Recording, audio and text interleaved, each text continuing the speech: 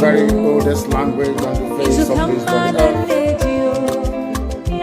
Chiko dikabia mapuni ngeni chineke ngende sona efewe na isiala nyina ina koza hanso ya mbuni onanye na jama we anyana ge farusi obona nege ole kali ngeni nekere ke mababa nekere obia mlendi nden so na ya na isiala ni obadi ndo na to kole no totwa ni aba no wanene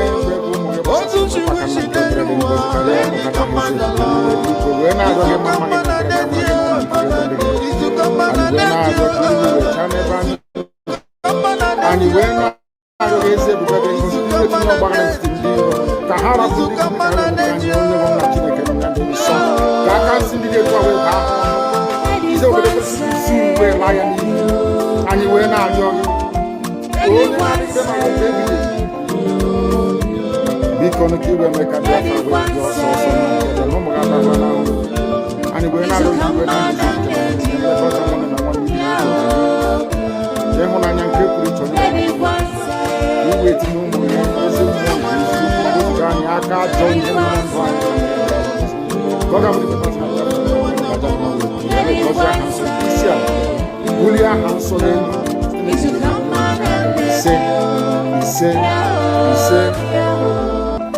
but you know what? I would like you to believe that symbolic man is the cause of it. No.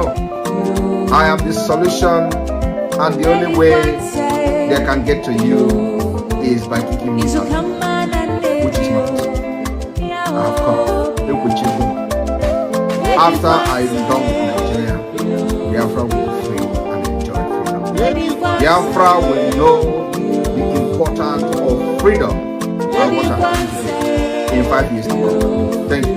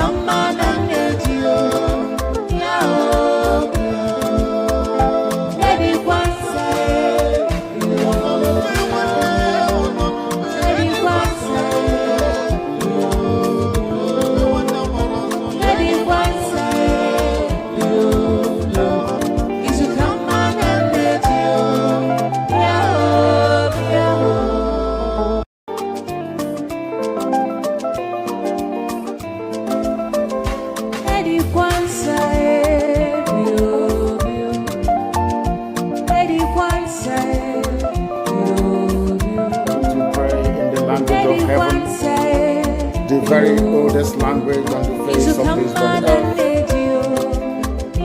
Chiko dikabia mapuni ngeni chineke ngende sona efewe na isiala nyina ina koza hanso ya mbuni onanye na jama we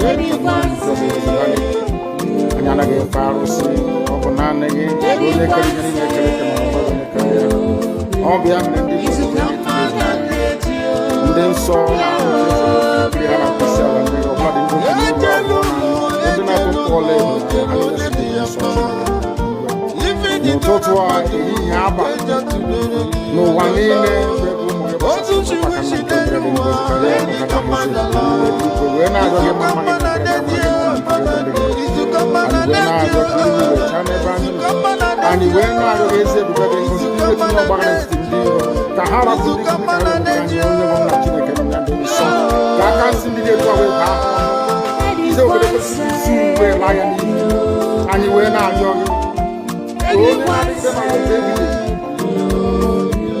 Because you will make a Biafra with your source and no more and we're not going to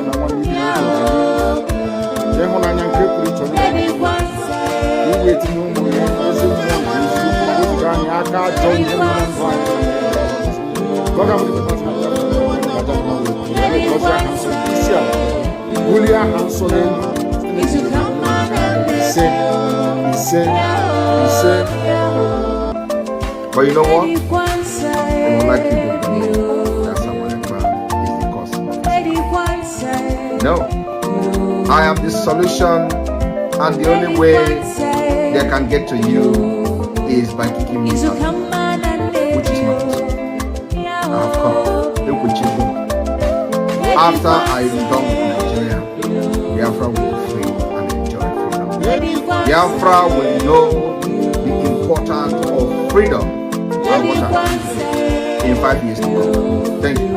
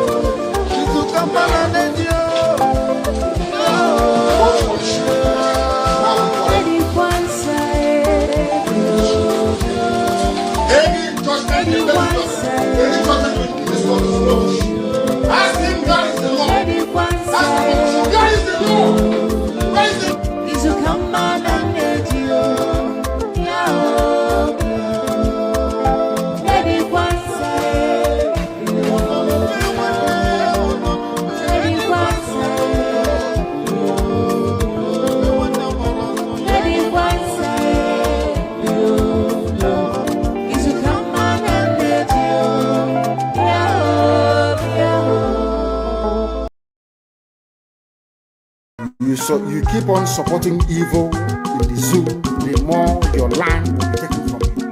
The more your daughters will be raped and abducted, the more your sons will be slaughtered in cold blood. And under one Nigeria, there is nothing you can do about it. Absolutely nothing. Because one idiot that they groomed will rise up and say to you, oh no, it's one Nigeria, there is crime everywhere. Haven't you heard about Zamfara? Haven't you heard about Katsina? There is crime everywhere. That is not the case. The crimes you have in the north, the insecurity you have in the north is as a direct consequence of their own actions. They grouped them. Al-Qaeda in the Maghreb, ISIS in West Africa, Boko Haram, Fulani headsmen, bandits, all of them. Who brought them to Nigeria? It's Fulani. Fulani brought them into Nigeria. El-Rufai brought them in. Why did the government brought them in? Are you people deaf and dumb and stupid? When you come out and you pretend, oh, we are one Nigeria, go and show somebody was asking, where is the boundary, where would the boundary of Biafra begin? And I asked the fool, where did the boundary of Nigeria begin? People from Niger come in and go as they like. Most of these idiots are from Niger. They are building a pipeline to Niger. They are building a railway line to Niger. They are building roads to Niger. Whereas where the money comes from, which is Biafra land, we don't have those infrastructure. No, we don't.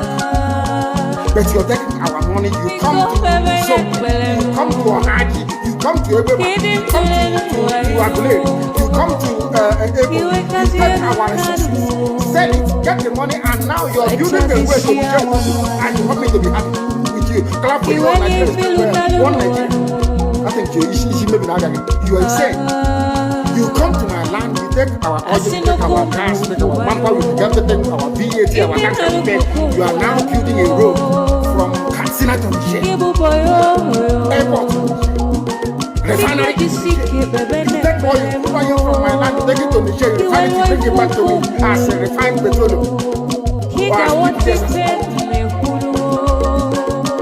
And you're telling me that country is viable. You're telling me that Nigeria should be supported. You are in one Nigeria. You are not going anywhere and you're dying every day. Because those that they appointed to speak for you, they gave them money so that they will come out. Pages of the newspaper to give the world the giving impression that everything is okay. When things are go and see the contradictions in it.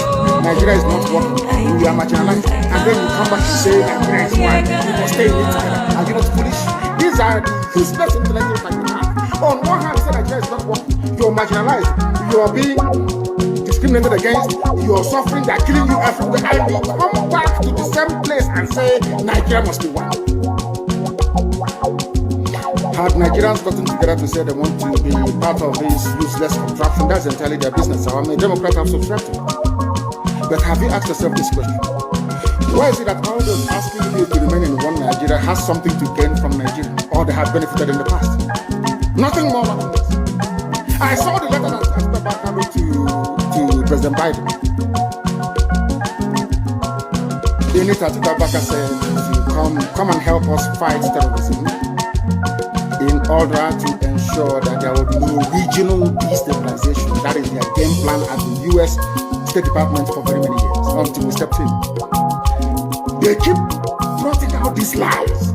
Once Nigeria breaks up, there will be destabilization in the entire region. I said it because you don't understand African history. Most of these people are not people. When I say it, they say I'm insulting them. No, I'm not insulting you. Most of them are people. In Africa, we are tribal creatures in Africa. In Africa, we are tribal creatures in Africa. We always go back to our village where we are born, where our umbilical cord, our Lord, where it was buried. That's where we come from.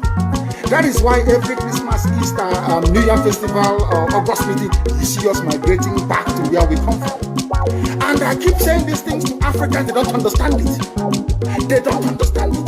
Everywhere in Africa during Christmas, if you like, be in South Africa, if you like, let it be in Kenya, you let it be in Rwanda, everybody from the capital goes to the village. If you go to Accra, the same thing happens. This past Christmas, if you like, go to Cotonou. Pray the prayer of David from the book of Psalm, chapter 7. And I will pray in English because a lot of people are listening all over the world. I mean, a lot. Millions are listening all over the world. And I want them to follow our proceedings this very evening. Very, very critical, very, very important that we do so. O Lord, my God, the creator of the heavens and the earth, we take refuge in you. Save and deliver us from all that pursue us. Because if you look away from us, they will tear us apart like a lion and rip us to pieces with no one to rescue us. Because the world is against Biafra for no reason. We are hated, we are despised for no discernible reason. Only thee, O Lord God Almighty in heaven, is our Savior, not man. You must come to our rescue because you are our Lord and you are our God. If we have done this, if I have done anything, if there is guilt in my hands, if I have repaid anybody, be it friend or an adversary, with evil or without cause, have done wrong to any man or woman, then let the Fulani Janjaweed pursue and overtake me. Let them trample down my life to the ground and make me sleep in the dust.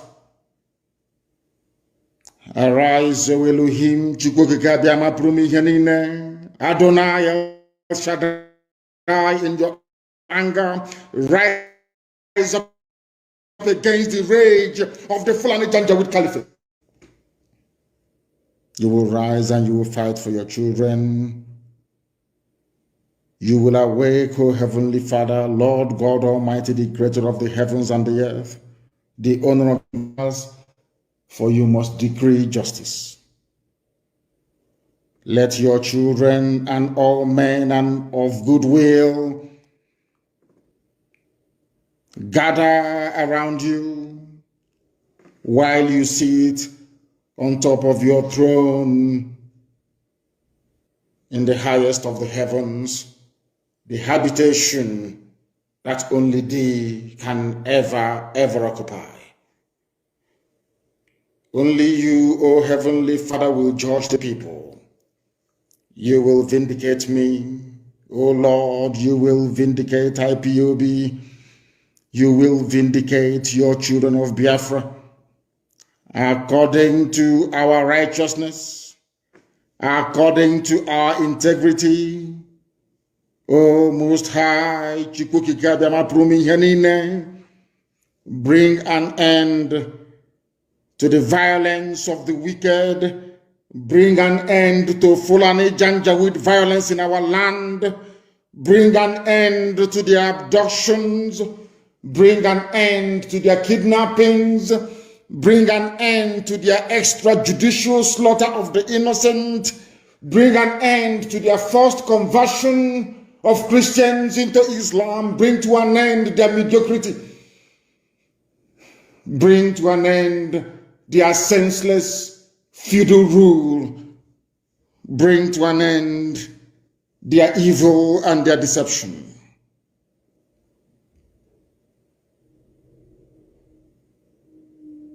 Come and secure the righteous, because only you, O God Almighty in heaven, can see in the dark. Only you know the hearts of men. You are our shield. We have nobody. Between 67 and 1970, the whole world ganged up and fought against your children. We did not steal anything from anybody. We did not go after anybody's possession nor inheritance. We were on our own in the land that you gave to our ancestors. They conspired, they connived, they colluded to kill us. Over 5 million people. We are dead at the end of it.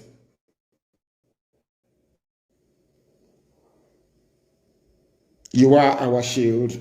We do not trust in any man or in any state. We trust only in thee, because you are God and you always save the upright at heart.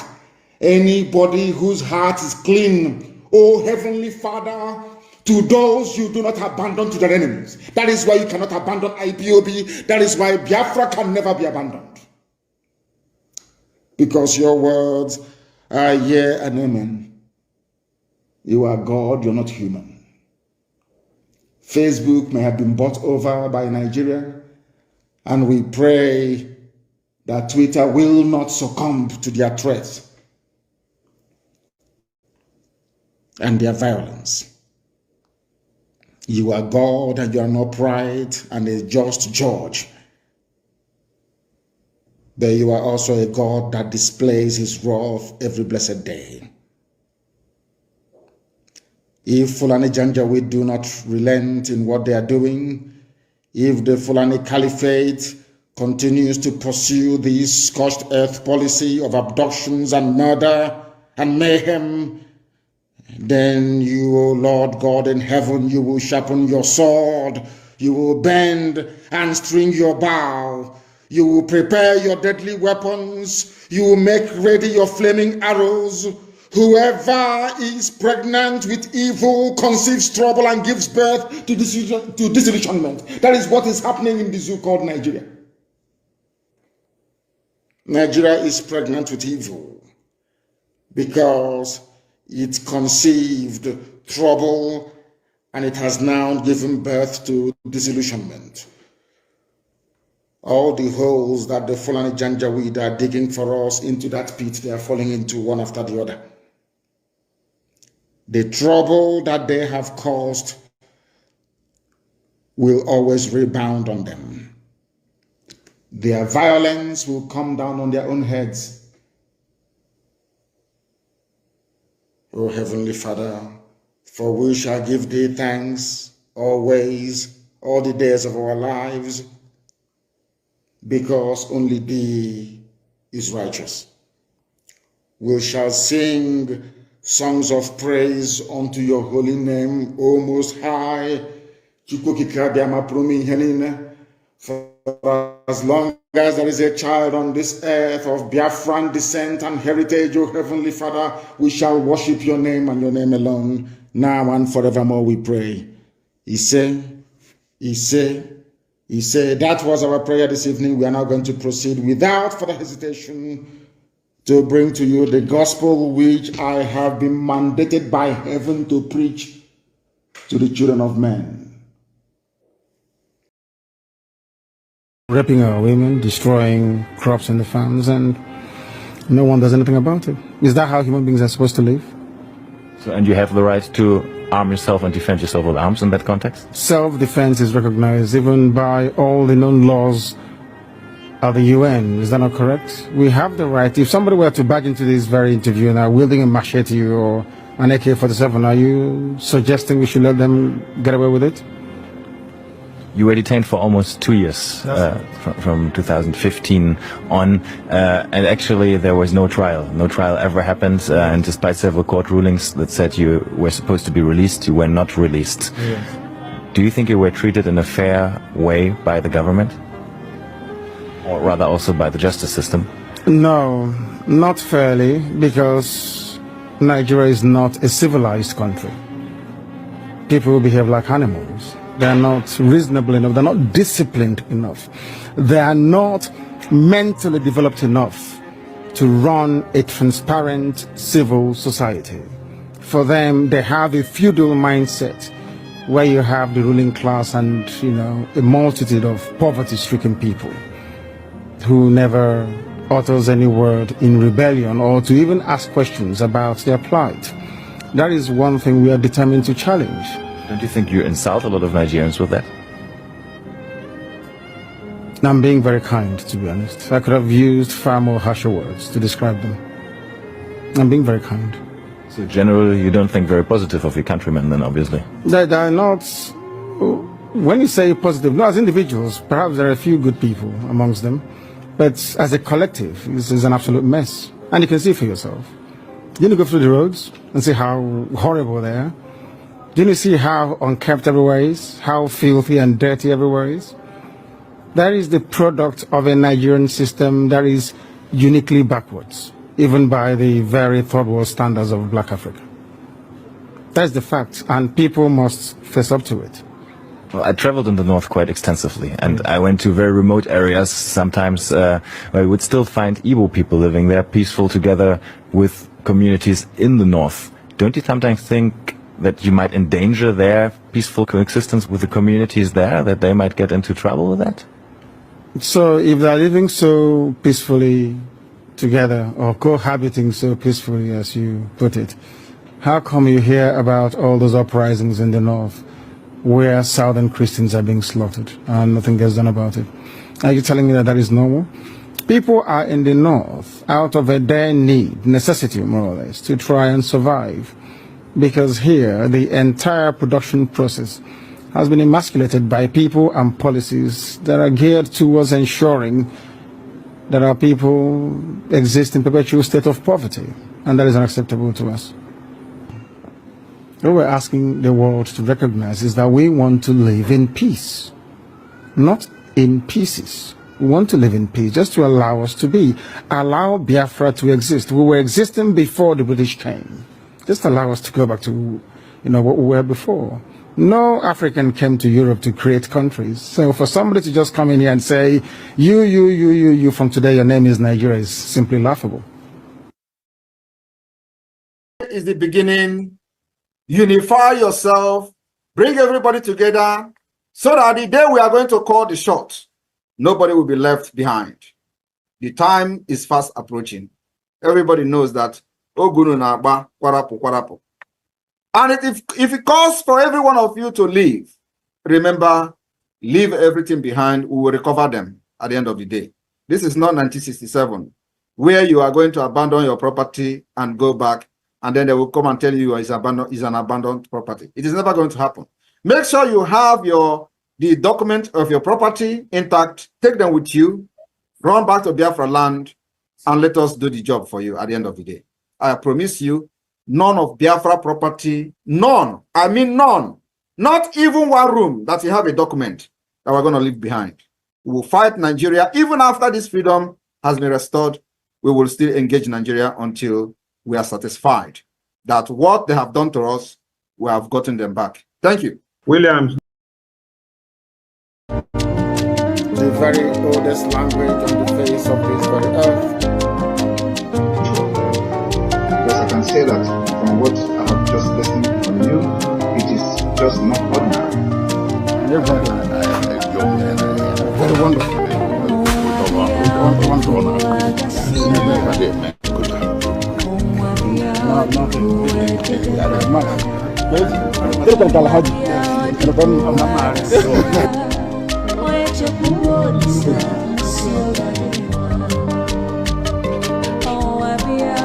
When my lawyers came to see me, I had a discussion with them about how I'm going to defend myself.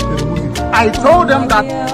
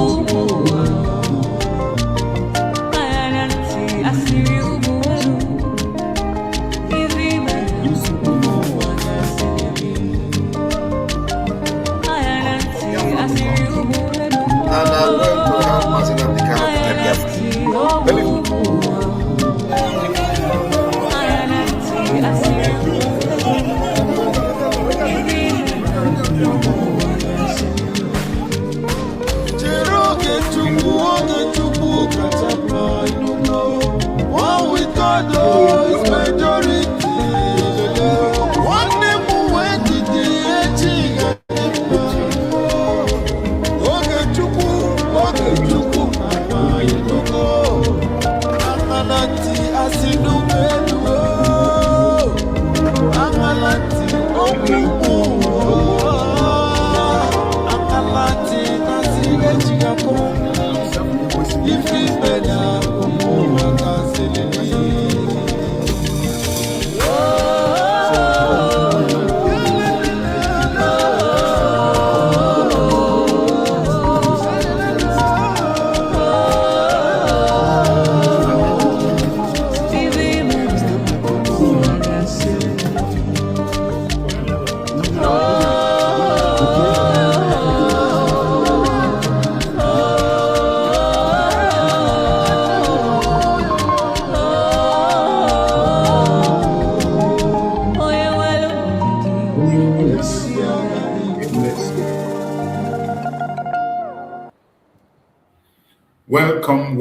Kanu Welcome. Thank you for joining us on this very morning episode. I appreciate everyone that has connected to this program wherever you are connecting from. If you are joining us from Biafra land, you're joining us from Nigeria, you're joining us from any part of Africa, you're joining us from Asia, Europe, America, Australia, Canada, New Zealand, you are joining us from Russia, you are joining us from Iran, you are joining us from Israel. Wherever you are joining us from on this platform, I welcome you and I say, may Chukwu Okike Abiyama continue to guide and protect every one of you. As you join us on this very platform, please kindly like and share to other people so that they can equally get the message. Before we proceed, I have to remind you that in this platform, we do not come here to instigate violence. We don't come to this platform to preach hate. We do not come here to fight against anybody. We are not here to speak against any race or any religion. What we are doing in this platform is to promote the cause of Biafra freedom, to present Biafra to the whole world as the only remedy to the failed state, Nigeria. In this platform, we don't engage in propaganda and blackmail. We don't engage in saga. All we do is to focus on the restoration of Biafra, the recognition of Biafra by the international communities. We will continue to present Biafra as the only remedy to the failed state, Nigeria. Our purpose of spending our precious time every morning and evening here is not for saga, not for propaganda, not for blackmail, not for hate, but to present our matter sincerely and factually to the world. There are so many people out there that don't know what it means to be a Biafran. So many do not know why Biafrans are on various platforms. They are shouting Biafra, Biafra, Biafra. So many people do not know why Biafrans are calling for a separate state. They don't know why Biafrans are fighting for self-determination. That is why we have taken upon ourselves in this platform to continue to speak, to promote the cause of Biafra, explain to the world, and give the people opportunity to express themselves and also ask critical questions about the issue of Biafra. Biafra remains the only remedy to the failed state Nigeria. When we say that, we are not looking down in other tribe and region. We are not looking down in other nations in that contraction called Nigeria. All we are saying is let there be a disintegration, create country along value system.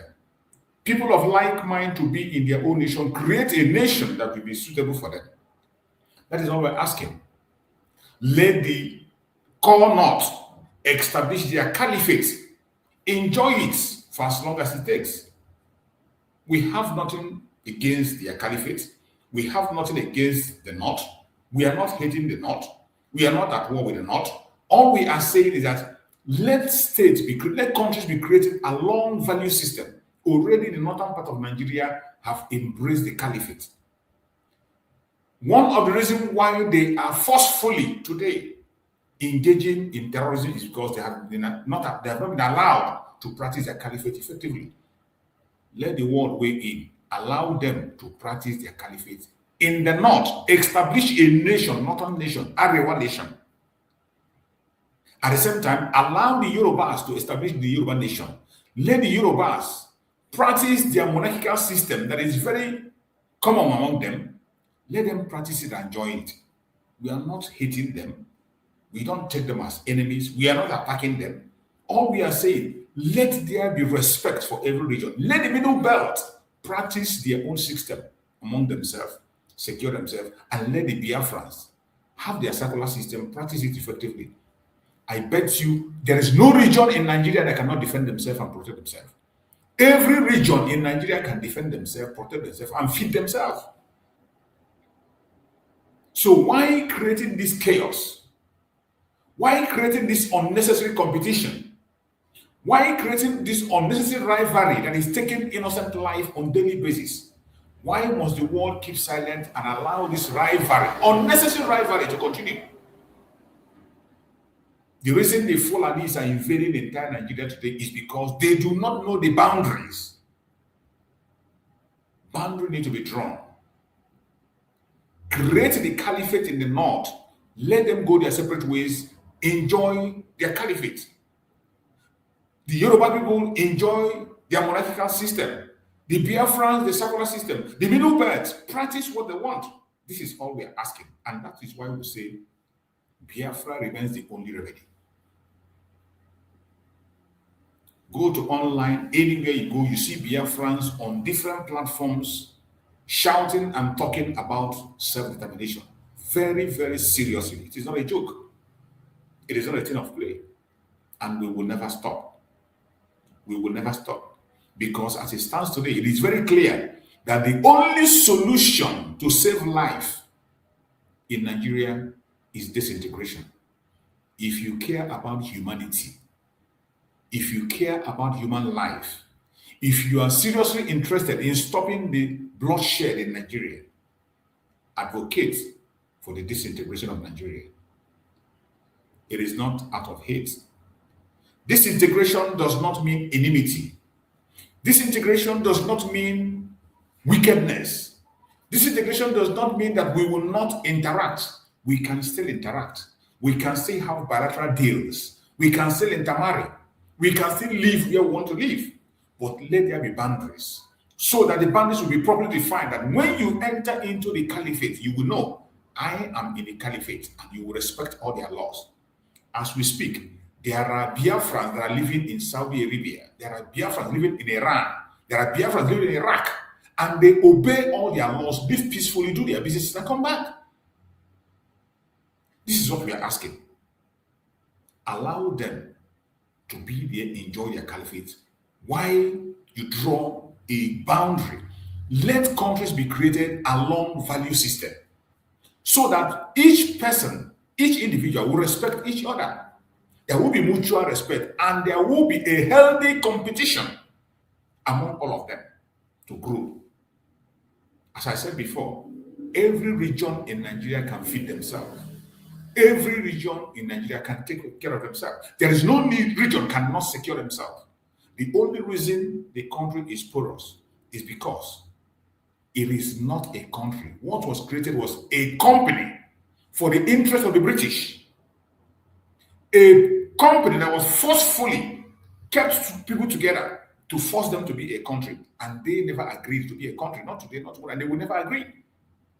So for you to maintain peace, you have to dismantle what British have put in place. And then you can get it right. That is all we're asking. So when you see Biafrans shouting on different platforms, I want you to understand that it is not out of hate, it is out of love for humanity. Everything we do is out of love for humanity, regardless who is involved. Our Supreme Leader, Mazi Nnamdi Kanu, have always displayed that love for humanity. Mazi Nnamdi Kanu, while in detention, he fought for the Fulanis, the Hausa, the Yoruba, everybody that is concerned, he fought for them. We have seen testimony of people that had encounter with Mazi Nnamdi Kanu in detention. Majority of them were Muslims. And they confessed the way Mazi Nnamdi Kanu spoke to them, discussed with them. They confessed what Mazi Nnamdi Kanu said to them and the way he treated them. Mazi Nnamdi Kanu had to pay for lawyers for Northerners. Pay lawyers to stand for their case. Those of them who are helpless and have no lawyer to stand for them. He was able to help some of them pay their fine to be released from prison. People who were not Biafrans. That is the kind of heart we have. The only thing that is holding us captive today is that name, Nigeria. The only thing that is holding us captive is that forceful entity, that company that British established for their own interests, for their own economic interests, to control and to manipulate. That is the only thing that is holding us captive. And that is why we are saying we need our freedom. And self-determination is what we are calling for. We are not calling for war. We are not hating anybody. We are not calling for the death of anybody. All we are asking, live and let's live. And we will continue to make this request, regardless what happens. Remember, in this platform, it is always a discussion section. Public opinion is allowed in this platform. You are entitled to your opinion. I am entitled to mine. My purpose of being here every morning and evening is not to force you to believe what I say. No. It is to broaden discussions, broaden arguments, so that we can be able to expand our discussions and be able to take critical decisions on what we do. Because there will be consequence for every single decision you make. There will be consequence for every single decision you make. More especially at this time where we have a new world order under the United States led by Donald J. Trump. This is not the time to be silent. This is not the time to be silent. Every single one of us must key in. You must key in. It's not the time to be silent. If anybody thinks that we, the Biafran people, we are not hating anybody. All we spread is love. Our leaders have shown by opening their hands and accepting everybody. All we show is love.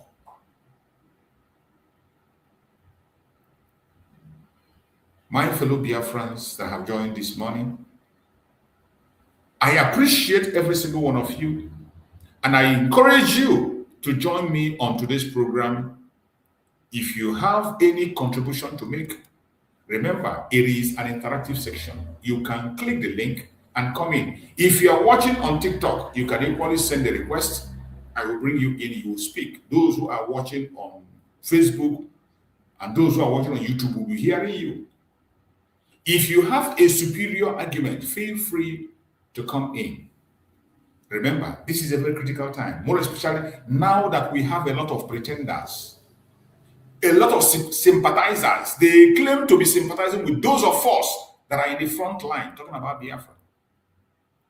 The politicians today are sending different kinds of sympathizers.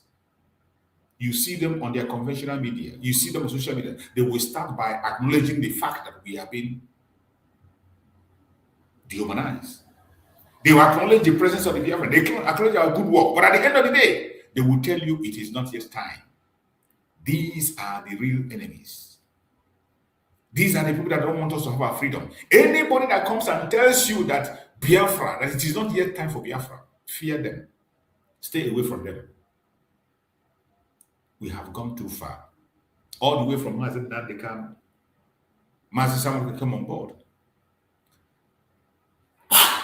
Excuse me. Mazi Nnamdi came on board and laid a foundation that led us to the declaration of Biafra on the 29th of November 2024. We can't go back to yesterday. It is forward ever and backward never. It is forward ever and backward. Anybody that comes out to tell you that it is not yet time for Biafra to be free, these are the people that do not want Biafra. It doesn't matter how they sound. It doesn't matter their position. It doesn't matter how good they look. It doesn't matter how pleasing they look. It doesn't matter how supportive they are. And they tell you, oh, calm down. It is not yet time. Calm down. It's not yet time. Let us give them time. These people are the people that never want Biafra to be a reality.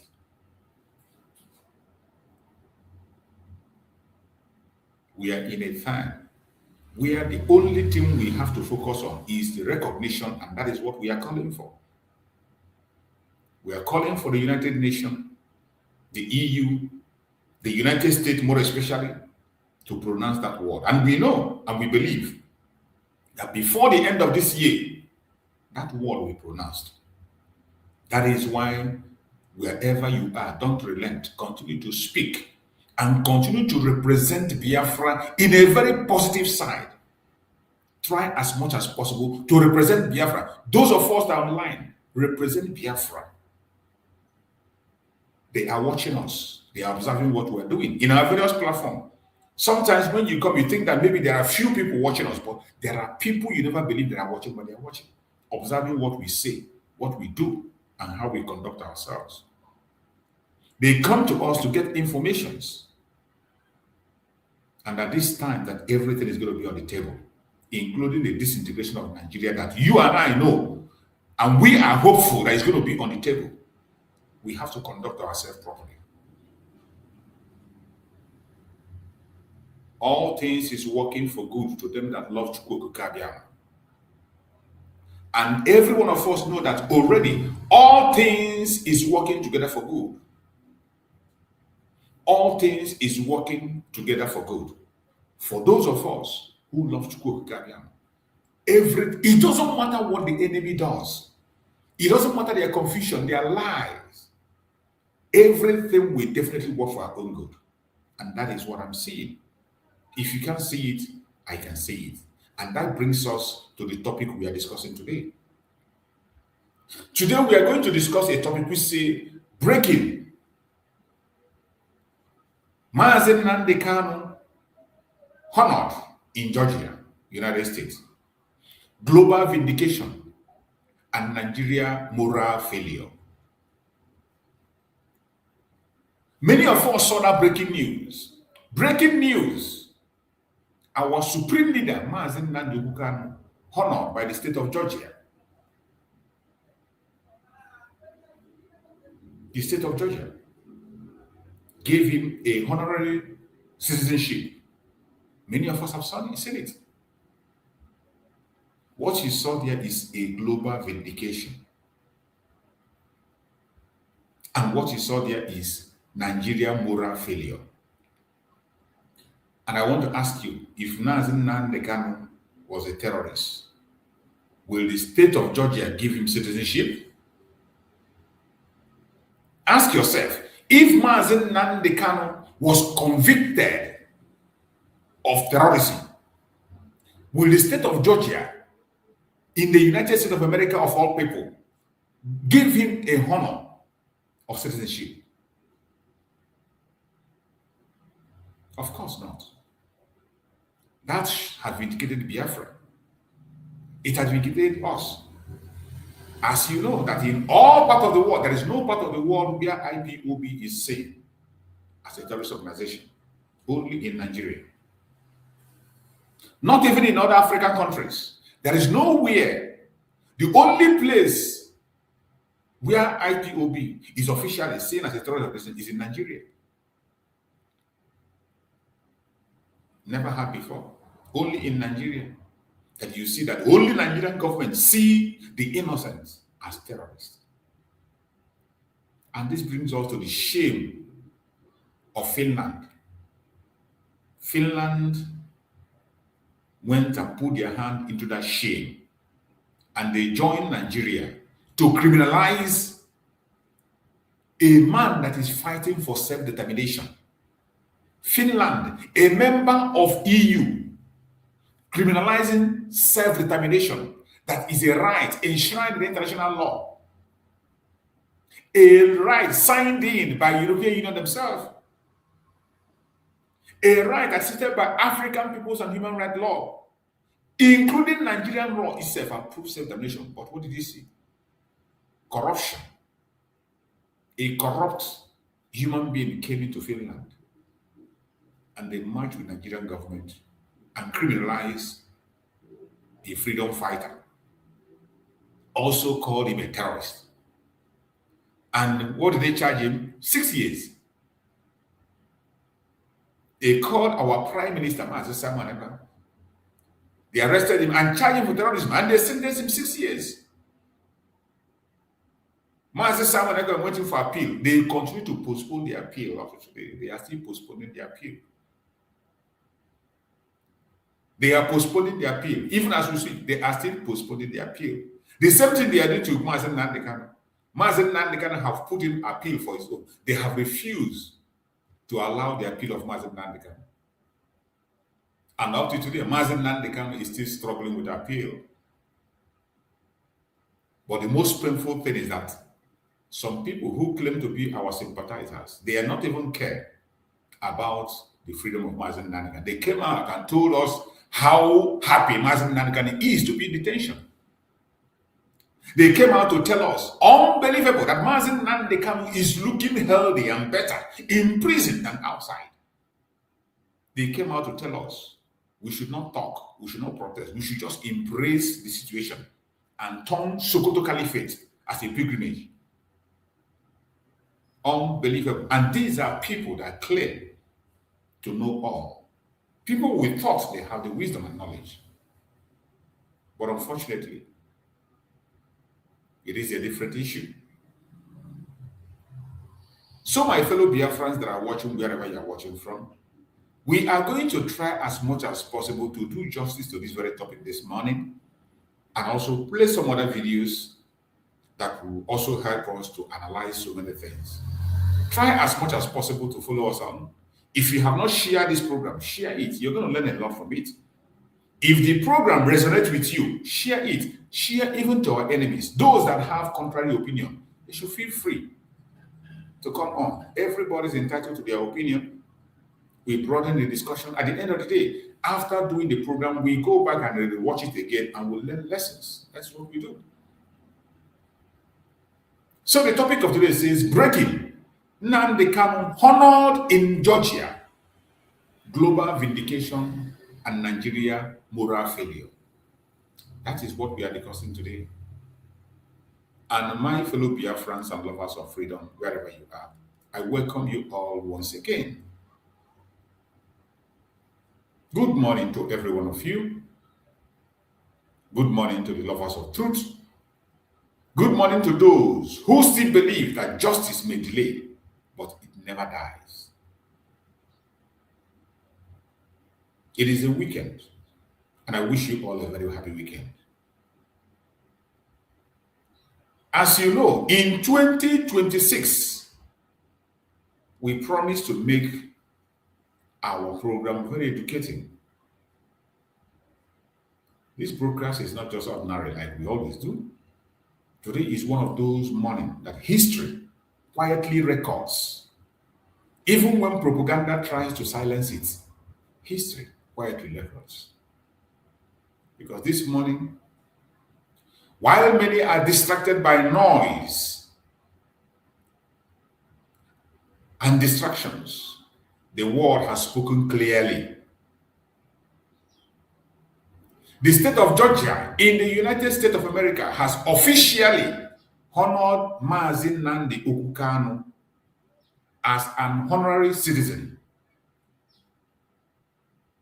Let that sink in. Let that sink in to all the haters of Biafra, all the haters of Mazi Nnamdi Kanu, to Nigerian government itself. This is not a rumor.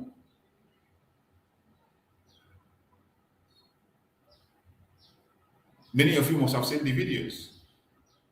Many of you must have seen the reports. It is not a rumor. Neither is it a propaganda. It is not a propaganda. Not a social media hype, like some of you think. When we talk, they say, oh, it's a propaganda. It's a social media. It is not. We are talking about reality. An official recognition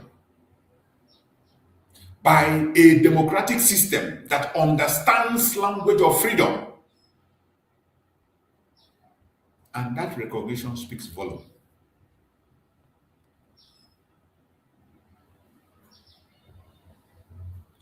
Let me say this slowly. Nobody understands it. When a man is recognized outside his homeland, it is often because his homeland failed to recognize truth.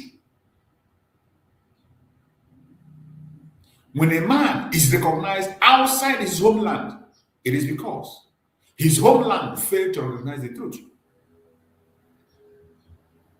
This honorary citizenship is not just about Mazi Nnamdi Kanu as a person. The honorary citizenship is not just about Mazi Nnamdi Kanu as a person. It is about what he represents. Get that clear. It is about what he represents. It represents resistance against injustice, the right of a people to self-determination, the courage to speak when silence is rewarded, the refusal to bow to intimidation. That is what that honor represents. Georgia did not honor violence. The state of Georgia did not honor chaos. The state of Georgia did not honor principle. The state of Georgia honored only principle. That was what they honored. And that is why this recognition is global vindication for Mazi Nnamdi Kanu, for Biafran people in general. This is a man who they convicted without an existing law and sentenced him to life, badging an honorary citizenship in Georgia. You cannot call a man a criminal at home, while democratic institutions abroad recognize him as a voice of conscience. It's not possible. Only a tyrannical government, a failed state, a criminal government will do that. You can't call a man a criminal at home, while democratic institutions abroad recognize him as a voice of conscience, just like the way they call the agitators terrorists in Nigeria. They call IPOB terrorists in Nigeria. But across the world, they are registered everywhere. We are registered everywhere.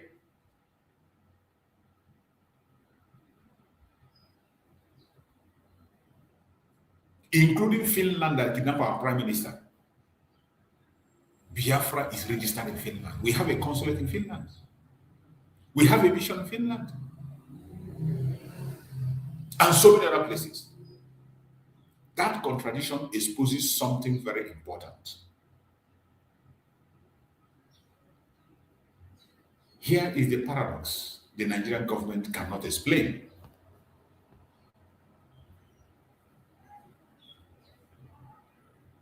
In the United States, Nnamdi Kanu is recognized as a leader deserving civic honor.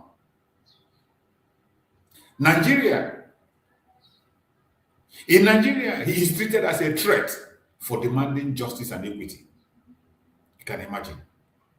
So the question becomes, is the problem Nnamdi Kanu, or is the problem a system that fears accountability? That is the question you should be asking yourself. But it's unfortunate that even the people that call themselves one Nigerianists, those that are still propagating their so-called one Nigeria, cannot ask this critical question. The United States of America recognize our leader, Mazi Nnamdi Kanu, as a leader deserving civic honor, honorary citizenship. But in Nigeria, he is treated as a threat for demanding justice and equity.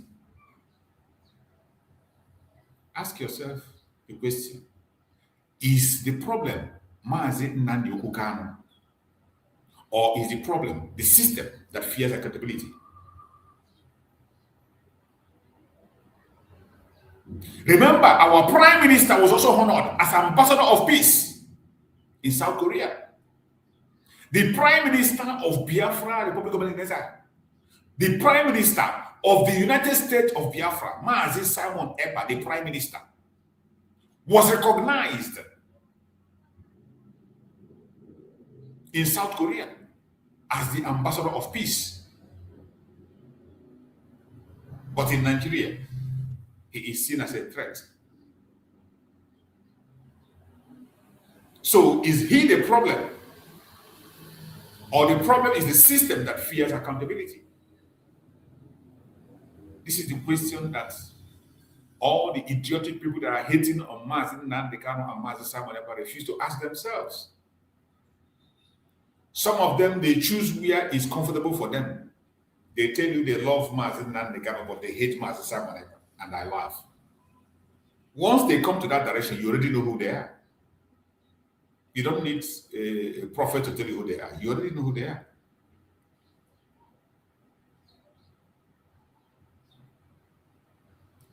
Because history has shown us something very consistent. Every unjust system eventually labels truth as dangerous. Every unjust system on the planet Earth always labels the truth as dangerous. When you speak the truth, they say, why are you saying it? Oh, that is hate speech. Oh, you are being tribalistic. Why are you saying it? Oh, you are causing division. That is the kind of language you hear from unjust system. They label the truth dangerous. They once called freedom fighters rebels. That is what they call us. Freedom fighters, they call them rebels. You can imagine our eternal leader, Dim Odimogochukwu, whose everybody know why he declared Biafra. Even when he was interviewed, he was never ready to go to war. The Biafran soldiers were fighting reluctantly because they were not ready. Nigeria brought war upon them. He was only trying to secure his people. Yet, they tagged him rebel. They tagged Mazi Nnamdi Kanu rebel. They tagged Mazi Simon Ekpa rebel. They once called civil rights leaders extremists. That is what they call us. They once called justice movement threats to national security. These are the languages they use. Rebels, extremists, threat to national security. Simply because you are speaking the truth. Simply because you are asking for justice, you become a threat. But time always corrects the record. And we are in the time. We are alive to see the time that those records are being corrected. And time is already correcting this one. The issue of Biafra, time is correcting it so fast. The correction is coming so fast that if you are not careful, you are not going to catch it.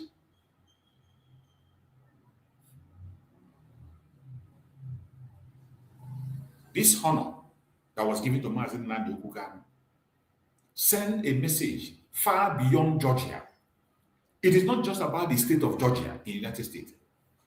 It sends a message far beyond Georgia. It tells the international community that the Biafran question is legitimate. That honor that was given to Mazi Nnamdi Kanu tells the international community that the Biafran question is legitimate. My brother, my sister, when you are standing up for Biafra, fear not. When you are speaking about Biafra, demanding your freedom, calling for self-determination, peacefully, fear not.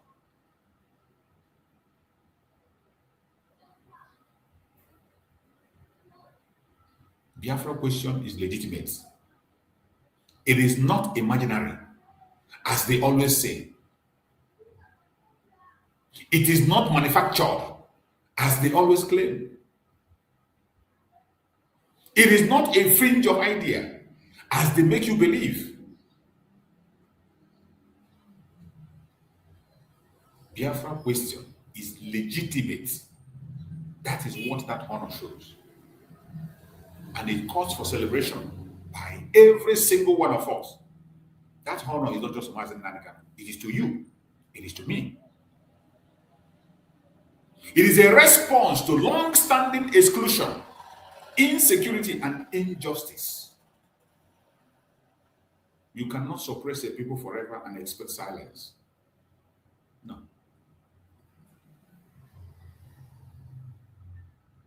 You cannot ignore legitimate grievances and demand loyalty. It doesn't work that way. And you cannot jail an idea whose time has come. You cannot.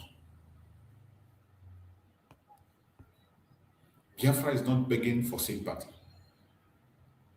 Biafra is demanding recognition of rights. We are not begging for sympathy. Mazi Nnamdi Kanu said it even before the accord. He said it. I am not looking for sympathy. Don't pity me. I want to pass through the justice system. That is what you have been asking. Mazi Simon Ekpa said it. We are not looking for sympathy. All we are asking for is justice. Biafra is not begging for sympathy from anybody. Biafra is demanding recognition of rights. Recognition of rights. That is all we are asking for. And the world is beginning to listen. The world is beginning to listen wherever you are. Just know that the world is beginning to listen.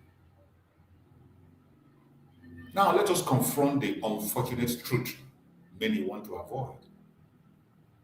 While international bodies recognize voice calling for justice, the Nigerian government continues to show unwillingness, not inability, but unwillingness to genuinely stop the targeting killing of Christians. Does that bother you or not? At every given point in time, you will continue to see Nigerian government showing unwillingness. Unwillingness. It is not about inability. When you see some of them, they will come and say, oh, United States, give them money, give them arm, cooperation on this, cooperation. These are just propaganda. These are delay tactics. In the actual sense, the government of Nigeria have always shown unwillingness. You can imagine a country that travel all the way to another country to go and call a coup cannot stop local bandits in their country. How do you explain that? How do you explain that? The Nigerian government continues to show unwillingness, not inability, but unwillingness to genuinely stop the targeted killing of Christians. This is not about politics. This is not about tribe. This is not about those sentiments you can talk about. This is just about human life. We are talking about human life being wasted every single day in that contraption. When violence continued repeatedly, when victims are consistently from the same community, when perpetrators are really held accountable, then denial becomes complicity. I don't know why it is difficult for people to understand this. I don't know why it is difficult for even the victims to understand this. You still see some people who come to defend this evil. The violence continues repeatedly. Victims are consistently from the same community, the same Christian communities. Perpetrators are really held accountable. The next thing that follows is denial. What does that denial mean? Complicity. There is no other way to quote it. There is no other language to use. The government of Nigeria is complicit in the crime, in the terrorism that is happening, in the loss of life you have. They are complicit. That is why it is easy to decode the agenda to Islamize Nigeria. Very easy to decode. If not, why wouldn't you act? In Nigeria, silence has become a policy. And excuses become evidence. A government that cannot protect all its citizens equally has already failed its moral test. That is the situation of Nigeria. So, how many more people do you need to die? Do you want to die before you speak or you act? Let us be very clear, because clarity matters in all that you say. Clarity matters in everything that you do or you say. No nation survives when one ideology is imposed through fear. No democracy survives when religious imbalance is protected by the states itself. And no unity can exist when justice is selective.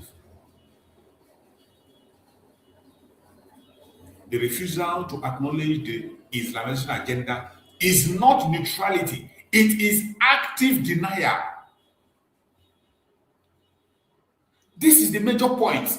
The refusal to acknowledge the Islamization agenda is not neutrality, it is active denial. You can imagine in a country where somebody like Obasanjo has spoken and confessed that there is an Islamic agenda to Islamize Nigeria. Obasanjo will know he's a member of CIA. One of the powerful person you can talk about in Africa. So if there is an information that he's not aware of, I don't think nobody knows it. And he can't be talking carelessly because we know the people he's working for. So for him to have the boldness to talk about the Islamic agenda in Nigeria, it is not a fabricated issue. It is a fact.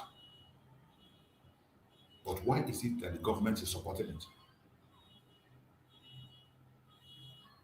Why is it that the government is denying? Why is it that the government has refused to acknowledge this impending doom that is coming?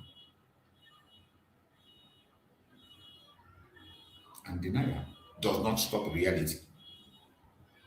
Denial does not stop reality. It only delays accountability. Are you going to be accountable? Definitely. This is why voices like Mazi Nnamdi Kanu, our Prime Minister, Mazi Simon Ebanjo, this is why recognition like Georgia matters.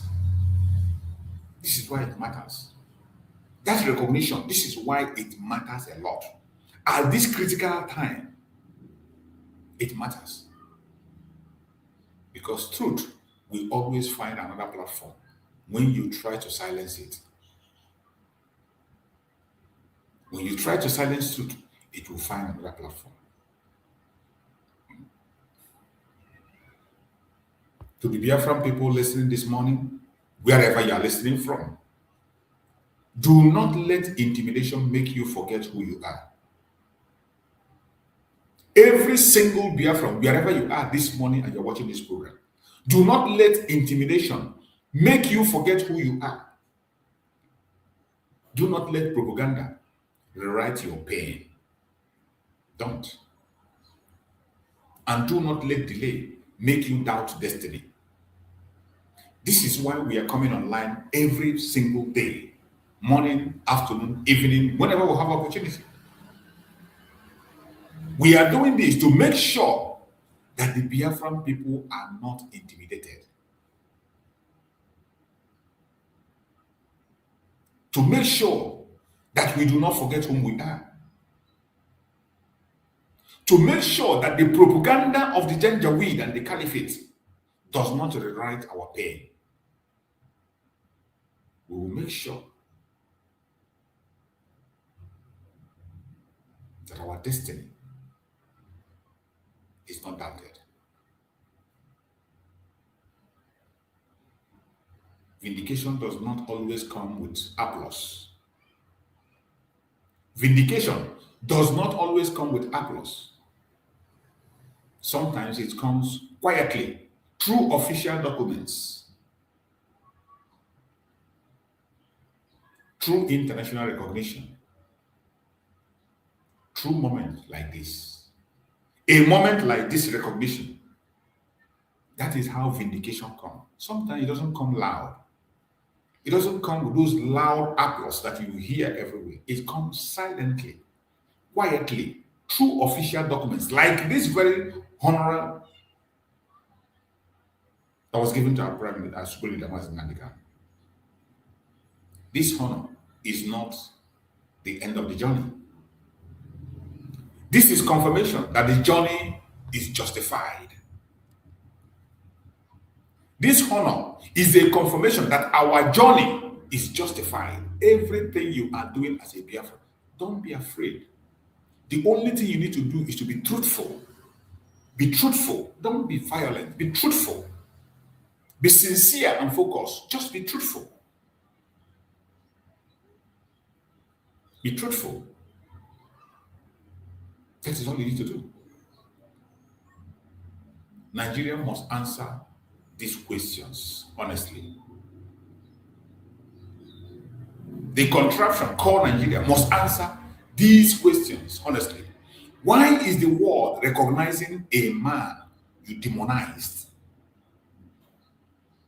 These are the questions that should be ringing in the heart of every one Nigerianist, those that don't want to hear Biafra in their ear. Every single one of them. This question should be haunting them anywhere they go. Why is the world recognizing a man you demonized? The leader of the group you demonized.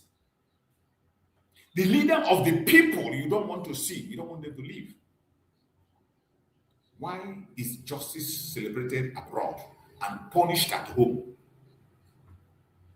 Do you ever ask yourself, all this one Nigerian is, why is it that justice is celebrated abroad but punished at home? Go and look abroad. You see people from that contraction colony doing exploit abroad. You see Biafrans doing exploit. Go to the United States military. One of the highest ranking African in the United States military is a Biafran. The highest ranking officer of the United States Army is a Biafran. Go and check. Go and check the record. In all countries of the world, you see Biafrans occupying important positions, including in politics. It doesn't end with Biafra. Even the Oduduwa people, go and see them doing exploit outside Nigeria. People that ordinarily in Nigeria, they will never ever recognize them. Look at Kemi Badenoch in United Kingdom. You can imagine a lady, Kemi Badenoch, a Yoruba woman, today, heading a Labour Party in the United Kingdom. You can imagine that. You have such brain that somebody who is capable of leading the United Kingdom, but in Nigeria, Look at the kind of people they select. Even though it is a Yoruba government, look at the kind of Yoruba man that they have in Nigeria. Tinubu, a drug baron that has no certificate whatsoever. Nobody knows where he studied. He's the one running the affair for the British in Nigeria. But in British rule, they will come back to Nigeria and select the best among you. The British will come to Nigeria and take the best among you. Unbelievable. Kemi Badenoch, a Yoruba lady, is on the position of, if care is not taken, might become the president of the United Kingdom one day. But in Nigeria, you see the quality of leaders they support from the UK. You see the quality of leaders they support. You see why the breakup is the only solution. There is never a time you will break up Nigeria and you will have this kind of quality of leaders in any group. The kind of people that are running in northern Nigeria today, you will never see them run northern Nigeria. The kind of group of leaders you have in the southwest, you will never see them in front line. In Biafra, they are gone already. They are gone. That is why they are scared. That is why today in Biafra, they continue to employ stooges to distract what we are doing. Because they know they have no place. A country that kills talents. Regardless where you come from, regardless of your religion, regardless of your location, they will kill your talent and make sure you do not excel. Look at the northern part of Nigeria. Their politicians are they are concentrating on breeding terrorists. Breeding terrorists and fighting. Do you know the amount northern governors are invested in terrorism? Paying compensation. Telling you that they radicalize them. Meanwhile, there are poor masses, the Almajiris are everywhere. They are recruiting new Almajiris into their group. That will never stop as long as Nigeria continues. I have said this several times that Nigeria is working according to how it was established to work. So for anybody to talk of Nigeria, you want Nigeria and you still better, you are a fool. For those that created that contraption, it is working how they want it to work. Forceful, how do I explain it? Everything is by force. They will force you to do it. They will force you to be together. Everything they do it by force. That is why they open fire even when you protest.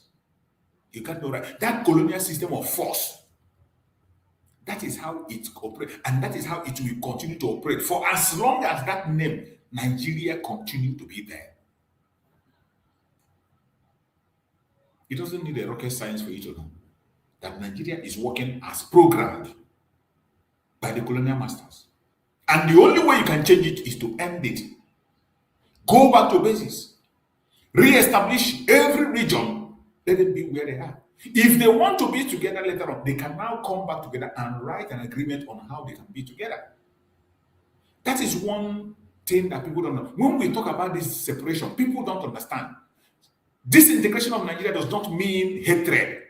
It doesn't mean war. It doesn't mean fighting. All we are saying is that people have to go back to who they are, take decision by themselves, come back and write a constitution that will hold them together. If they choose to be together, it is not by force. After the disintegration, they can still have bilateral agreement with themselves. They can still the intermarriage will continue. We will still be neighbors. Nobody is going to pull land and transfer land to somewhere else. We will still be neighbors. But there will be mutual respect. You will know your boundaries. I will know my boundaries. When I'm going to the caliphate, I know I am going to caliphate. I will change my mode of dressing. If the caliphate requests that I will wear a long white trouser and white headscarf, if I'm traveling there, I will go and buy it and wear. Buy it many and know that that's what I will wear until I come back. If you're a lady, you know you're traveling to a caliphate, you need to cover up yourself, wear mask. If you want to go there, you prepare yourself to go there. That is what we are saying. That is what we're asking for. To avoid this loss of life daily. That is all that can stop it. There is nothing else. No magic, no miracle you can do. No prayer, nothing can stop it except disintegration. And people will go back to base and choose what they want.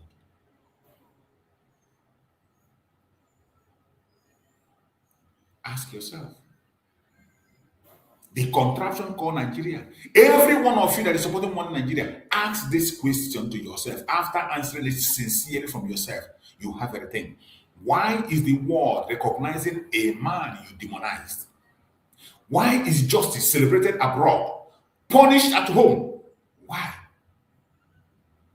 Why are victims buried, perpetrators walk free? Why? Why are victims buried every day? Every day they are burying victims, but the perpetrators are walking free. Why? These are questions that are crying for answer. And until you answer these questions genuinely, you are not ready. You are not sincere. You are not for peace. You cannot build unity on denial. It is impossible. You cannot build unity on denial. You cannot build peace on injustice. So anytime you hear them on their national TV talking about peace, you know that they are not serious. You and I know that they are not serious. They are not. They have never been. And you cannot demand loyalty from people you refuse to protect. You cannot demand loyalty from people you refuse to protect. It is impossible. So with all this fact, tell me, how will any responsible or reasonable person, how will you continue to ask and call for one Nigeria? How will you continue to call for one Nigeria? How will you continue to protect one Nigeria? It is very clear that it's all over. The solution lies in disintegration of the contraption called Nigeria. I don't know why you are afraid. Why are you so scared of disintegration? After all, from our own various families, it is natural that when a child is born, the child will grow and then move away from the family house and get his own apartment and be there, including women. They will grow, even change their name from their name to the name of their husband. So these changes are natural. Why are you so scared of it? Haven't we suffered together for long? Haven't we suffered enough with you? Why are you so scared of allowing people to have their freedom? Why? Why is it that when disintegration is mentioned, when the breakup of Nigeria is mentioned, you get agitated? Breakup does not mean war. The examples of the breakups we have seen, peaceful breakup we have seen, peacefully, they are doing marvelously well. Look at Malaysia. Look at Singapore. They are doing excellently well in every area of life, living peacefully. Malaysia and Singapore, living peacefully. People of Malaysians are working in Singapore. Some people are going to work in Singapore from Malaysia. They go to work every morning and come back. So Singaporeans are coming to Malaysia to work every day. They go and come back. Each of them are engaging in healthy competition. The two economies are competing. You never see them fighting each other. Citizens are still intermarrying each other, doing everything accordingly. The things you use in Malaysia, most time when you get to Singapore, you won't even know the difference. The same bank you use in Malaysia, you go to Singapore, you will see the banks. They are there. You operate with the same card. You use it peacefully. And you see how they are doing very well. We have seen this in so many places in Asia. Look at Pakistan and India. Both of them today are world powers. They are doing very well for themselves in all angles. It doesn't matter the difference they have. They are doing excellently well and better. When India was broken into those pieces through value system, go and check everyone that broke up. They are doing well for themselves, taking care of themselves, defending their boundaries, protecting themselves. You go to Europe, when the former Russia, USSR was this, many countries came out of USSR. Go and check every country that came out of USSR. They are doing excellently well, including Finland that have decided to join the criminal gang of Nigeria. Finland that joined the criminal gang of Nigeria, they came out from Russia. They fought the same battle we are fighting now to get freedom from Russia. And today, they joined the oppressor and took away our prime minister. Finland joined the oppressor, even though they know that what we are doing today is what they did in the past. The same battle we are fighting, they have fought. But all of a sudden, they turned 360 degrees and they began to fight what they stood for. Why is it so? Because a corrupt man has come into power. And that is what corruption does. The Pharaoh that did not know the children of Israel, when he came, things were changed. Every one of us know the role Finland played during the Civil War. I have played videos here. One of the elderly women who was serving in Biafra land during the Civil War. She was in the Biafra land during the Civil War for humanitarian support. A Finnish woman. Finland contributed the money. They staffed their children, their lunch, and contributed and sent it to Biafra land for aid. They suspended the cathedral they were building during the Civil War. Finland suspended the cathedral they were building. They suspended that cathedral and they sent money to Nigeria, to Biafra land. Up to today, the name of Biafra is engraved there in Finland. We all saw the video. I have played it here. Mazi Nnamdi played it. But today, a corrupt Pharaoh that did not recognize the children of Chukwuka came and look at what is coming out. Look at what is coming out.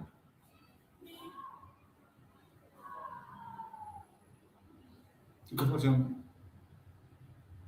No matter what happens, my fellow Biafrans, never you give up. No matter what you see, no matter what you hear, no matter the attack that is coming from right, left, and center, it doesn't matter how they try to pull whatever they pull. Do not be discouraged. We will continue. We must continue. We will continue to pull the weight. Do not allow them to take over you. Do not allow their propaganda. The dust is settling very, very fast. The recognition of our spirit, Mazi Nnamdi Kanu, speaks volume. In a time that he was convicted, illegally convicted in Nigeria as a terrorist and given life sentence, the state of Georgia in the United States is recognizing him, giving him a honorary citizenship. It speaks volume. It is more than just a mere word. And wherever you are, pray and pray for the United States of America. Continue to pray for Donald Trump. In this new world order, before the end of 2026, that name they don't want to hear. That name that whenever they hear it, they walk out. This time, you can't step out when you hear it. And the time is very close. The time is very close. Every one of us must put our hand together and do what we have to do. Never give up, no matter how hard it is. Continue to stand strong and stand firm. We are heading somewhere. You're welcome, my brother, young wealthy. You're there. If you're there, young wealthy, unmute yourself. Let's hear you. Are you there, young wealthy? Good morning, brother Chief. Good morning, brother Chief. Can you hear me? Yeah, I can hear you. You're welcome. Good morning. Yeah. Longest time. Yeah, that is How are you doing? It's not an easy journey. We must continue. At all. So I really appreciate everything here you're doing. And I also use this opportunity to thank their friends and other friends who are within listening to us in this platform. It's very obvious that they will to fight, but the journey will continue. And we have crossed the point of Rubicon, so no going back. We will forge ahead, and what is left for us is no longer a big thing. And I also use this opportunity to first say that any of us, I mean the Biafrans, who are feeling that the whole journey is over delayed, the person does not understand how freedom fighting goes. Because other countries like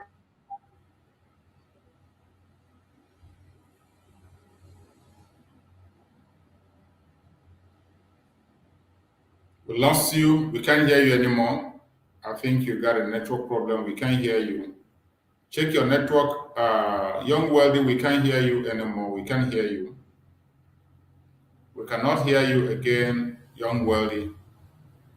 Try to check your network so that you can be able to reconnect. We lost you. So, my fellow Biafrans, as I have said, and I will continue to say, never give up.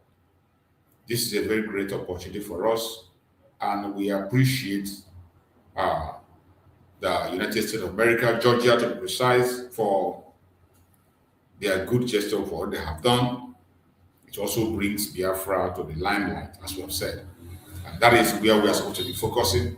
And we believe that in a very near future that Mazi Nnamdi Kanu is going to be with us. So let us take some little break. Then we come back and we play some videos to also support what we are saying today and all that we're saying. Let's just have a quick break and we come back again. Don't follow for God, them say Tinubu don't follow for God, Tinubu don't follow for God, he want to take it, that's the top of our head. Senate house fall and the criminals, country military fall and the terrorists, injustice, on Photoshop forget law for inside God, Changaro Republic at the government, Abubakar Malami don't fall for God, him and EFCC put leg for shit. Them say Sheikh Kukumi don't fall for God, because Donald Trump don't come to Machamo. He go matching Boko boys, matching terrorists. As the government knows that the way for kidnapping to stop. I make it don't fall for God. They make the Nigerians see one die for suffer. Thank you. Welcome back.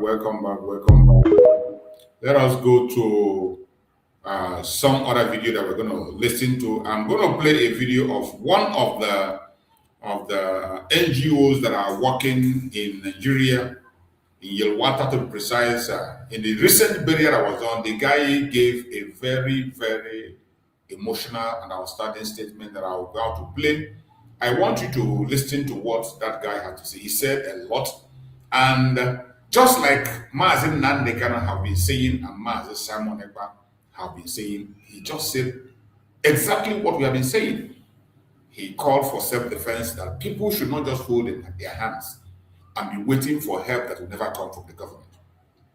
Sometimes people fold their hands and wait. You're waiting for help to come from the government that you know that will never come.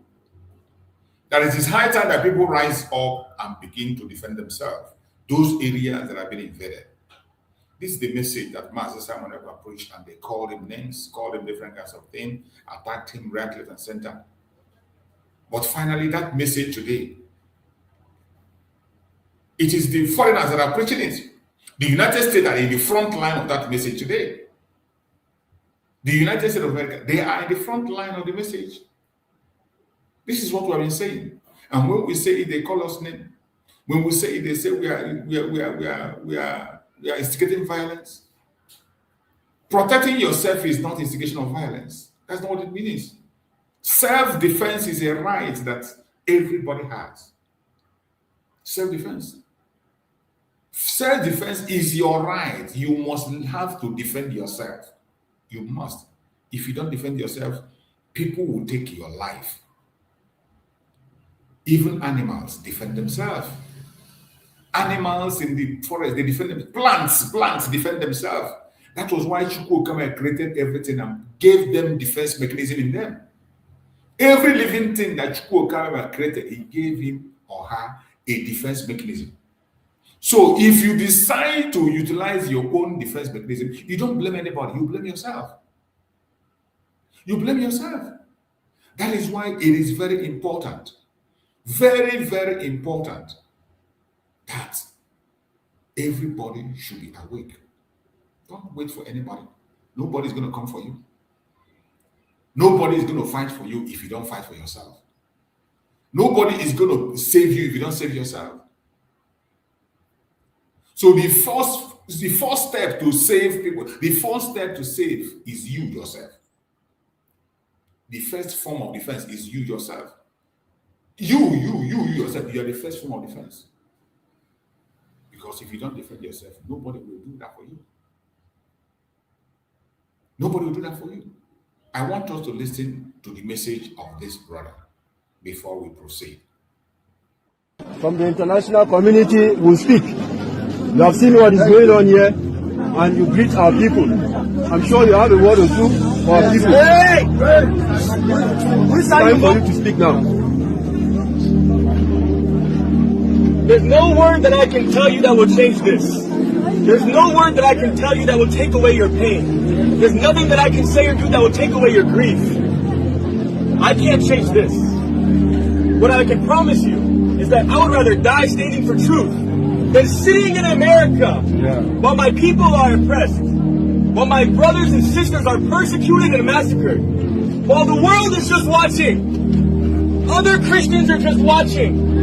Everyone in the world knows what's happening, and they're doing nothing. They choose to just watch. And your own government is feeding off of the blood of your brothers and sisters. They're profiting off of the blood of your brothers and sisters. You have thousands of villages around Nigeria that are gone, extinct, rubble. Bones are still in the villages. In Yawara, almost 300 were killed.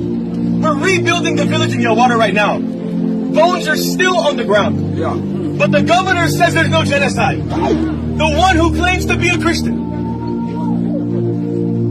No genocide. While people are massacred, while blood is being poured out. And so what I call to you guys,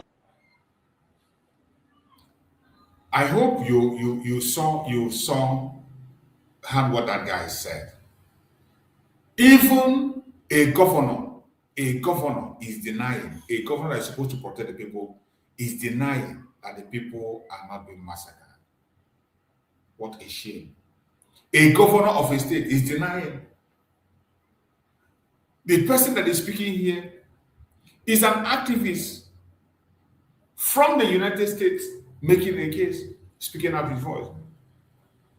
To an extent, he called for self-defense also. And the people should learn to defend themselves. Don't just fold your hand because the government will not come. The first defense you have is yourself. If you don't do it for yourself, it will be almost impossible for anyone to do it for you. Look at caskets lined up there. These are the ones that were murdered recently. And they continue to deny this is genocide. They continue to, instead of stopping it, they pay money to change the narrative. And I asked them, how can you change the narrative when the people are on the ground? You can see this man from the United States is on the ground and you see what is happening. How do you intend to change it? It is sad, but that is the situation of the Zoological Republic of Nigeria. You're welcome, my brother Christian. Thank you so much for joining, bro. Christian, welcome. Thank you, bro. Choose. Thank you. Good morning. Goodbye, my brother. Welcome. Yeah. So, audio, my brother. Yeah. That brother, that American guy.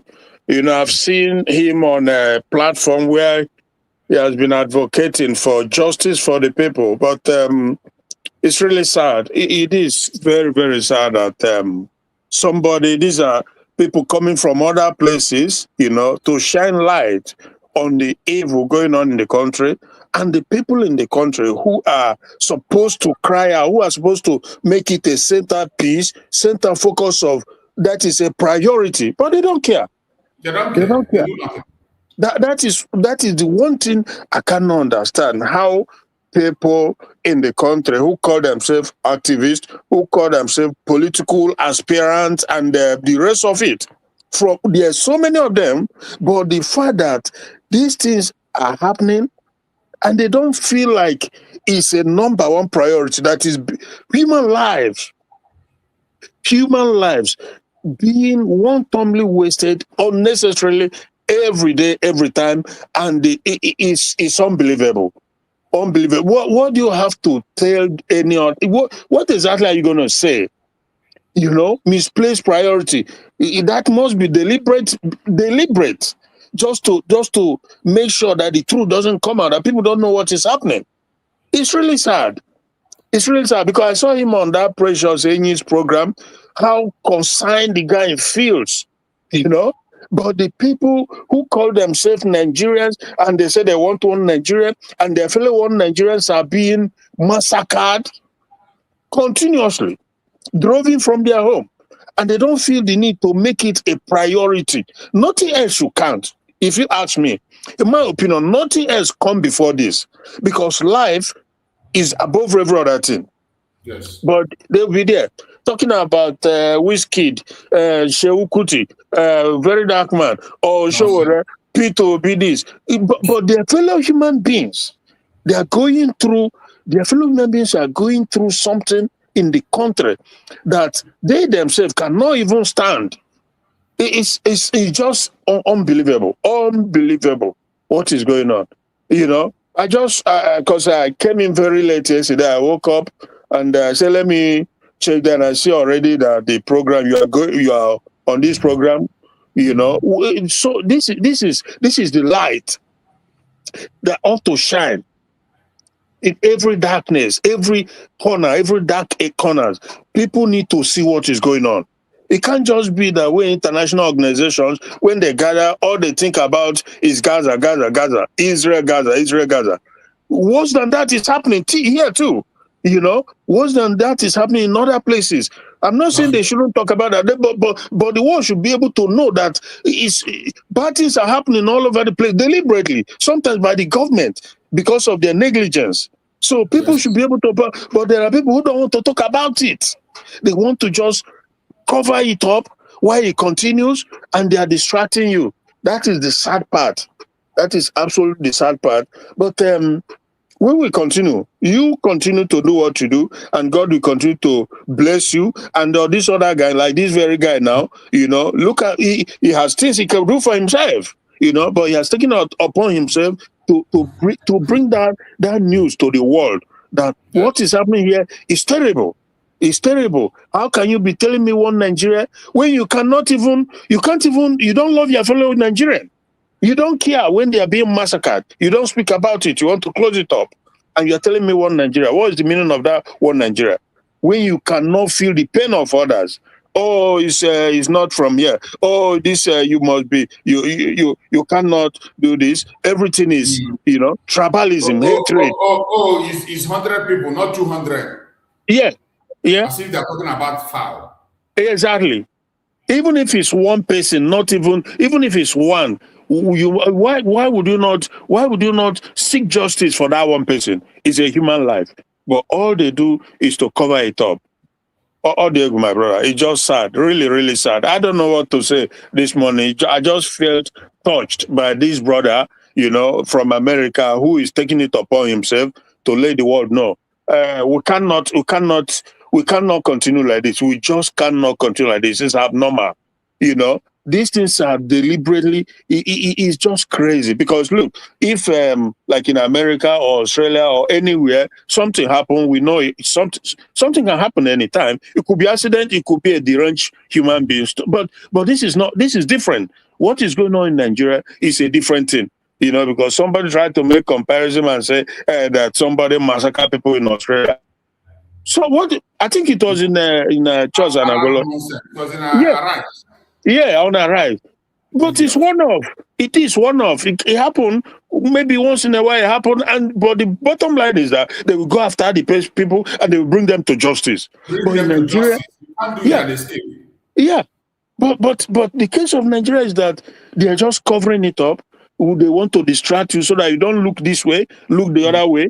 So that is the sad part. And those who are shining light upon it, who are talking about it, I say that God bless them, because this is evil that we must continue to talk about. Thank you, my brother. Choose. All the good now. All the good. Thank you so much, my brother. Young Wealthy, take the mic, Young Wealthy. We lost you with your network. I don't know whether if your network is okay now. Oh, he's gone again. Young Wealthy, he's gone again. I think your network is bad. Young Wealthy.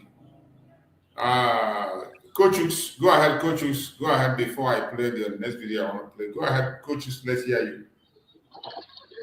Yes. Good morning, Mazi Chiefs, and good morning, Christian. Morning, my brother. Good morning, dear fans all over the world. The whole thing is getting tired every day by day, because anybody that said that it's not know the time and season that we find ourselves in this moment, it's feeling the person haven't know what he's looking for, and at the same time, meaning the person is not even, how would I even put it again myself? Meaning the person does not know what he's looking for, and at the same time, the person don't know the blood, the innocent blood that is wasted in this country called Nigeria every day by day. Because I really see it that is northerners, most especially these people that call themselves northern leaders, they are using this thing as form of business. Because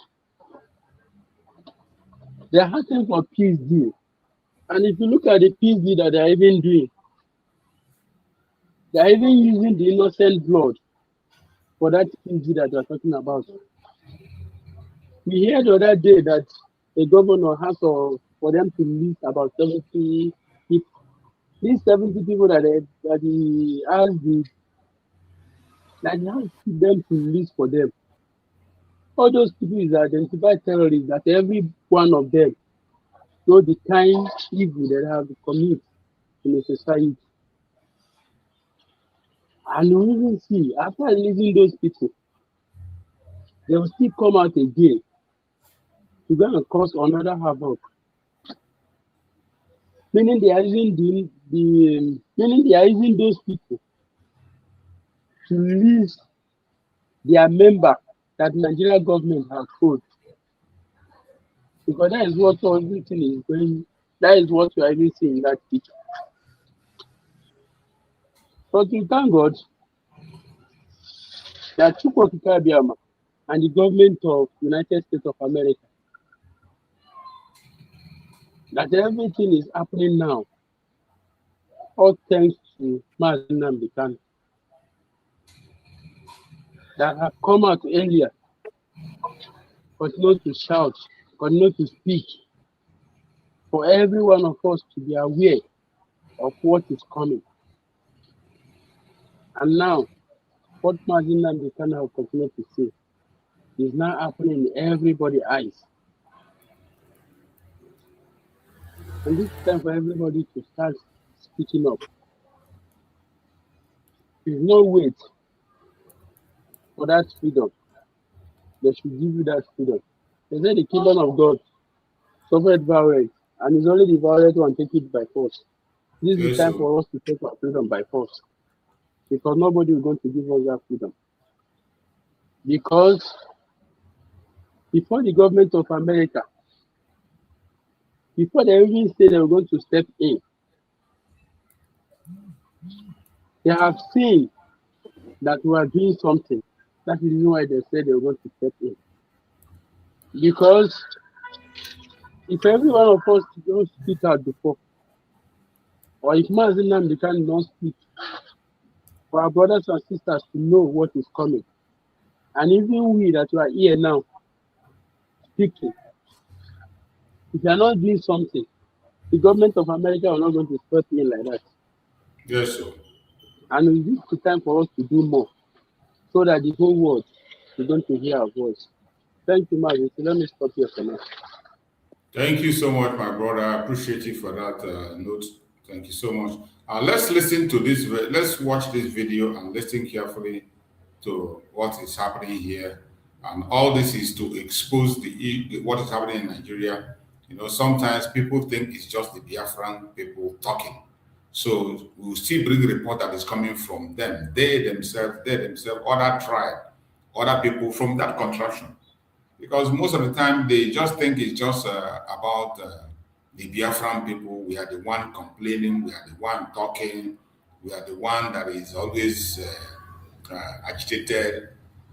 But a lot is going on and people are speaking from different angles, from different corners. And no matter what happens, we must continue to speak.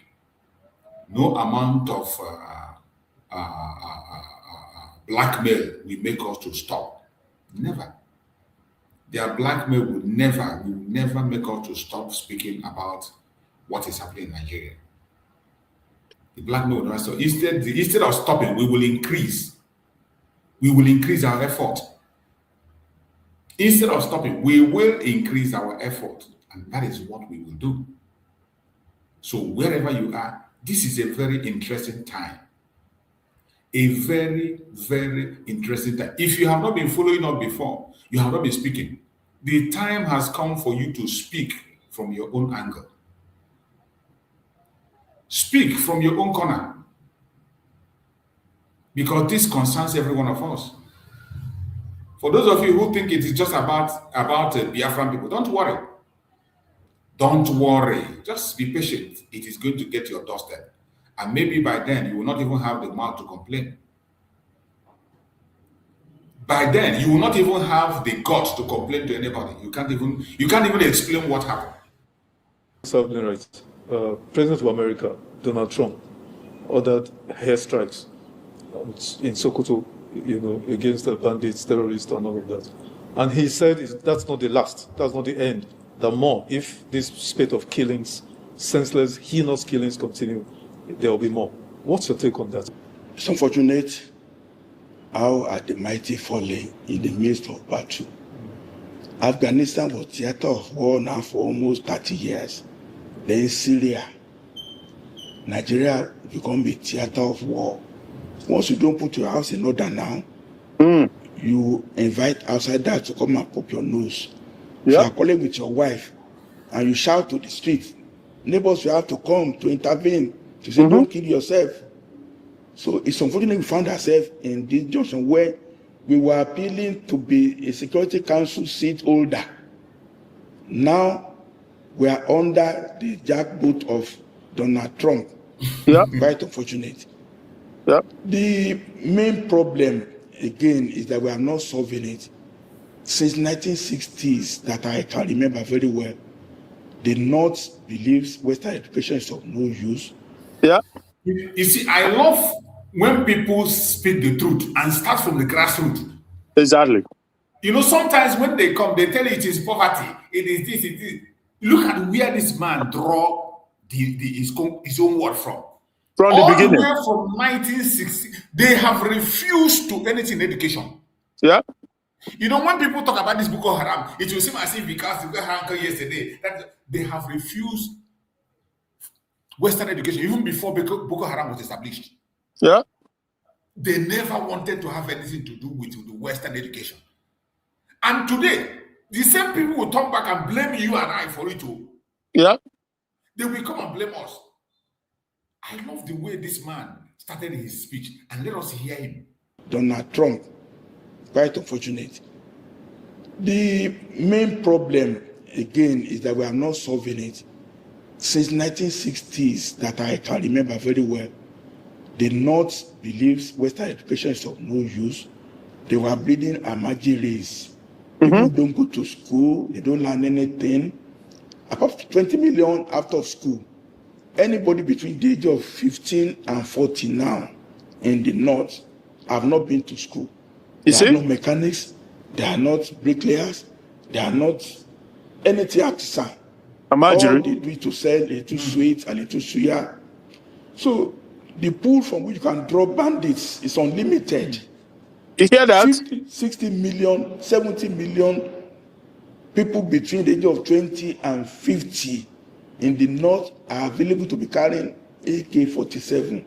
Okay. And this is the the religion of Islam is even positive, but somebody dies. People don't worry too much about somebody who had just died. If you died at this time now, in the next 4 hours, you are buried.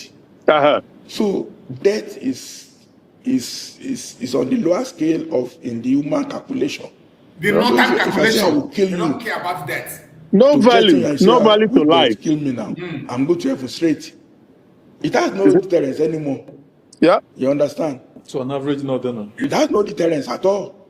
So if you kill, I had to kill over 200, that's strike. Yes. If they kill another 1,000.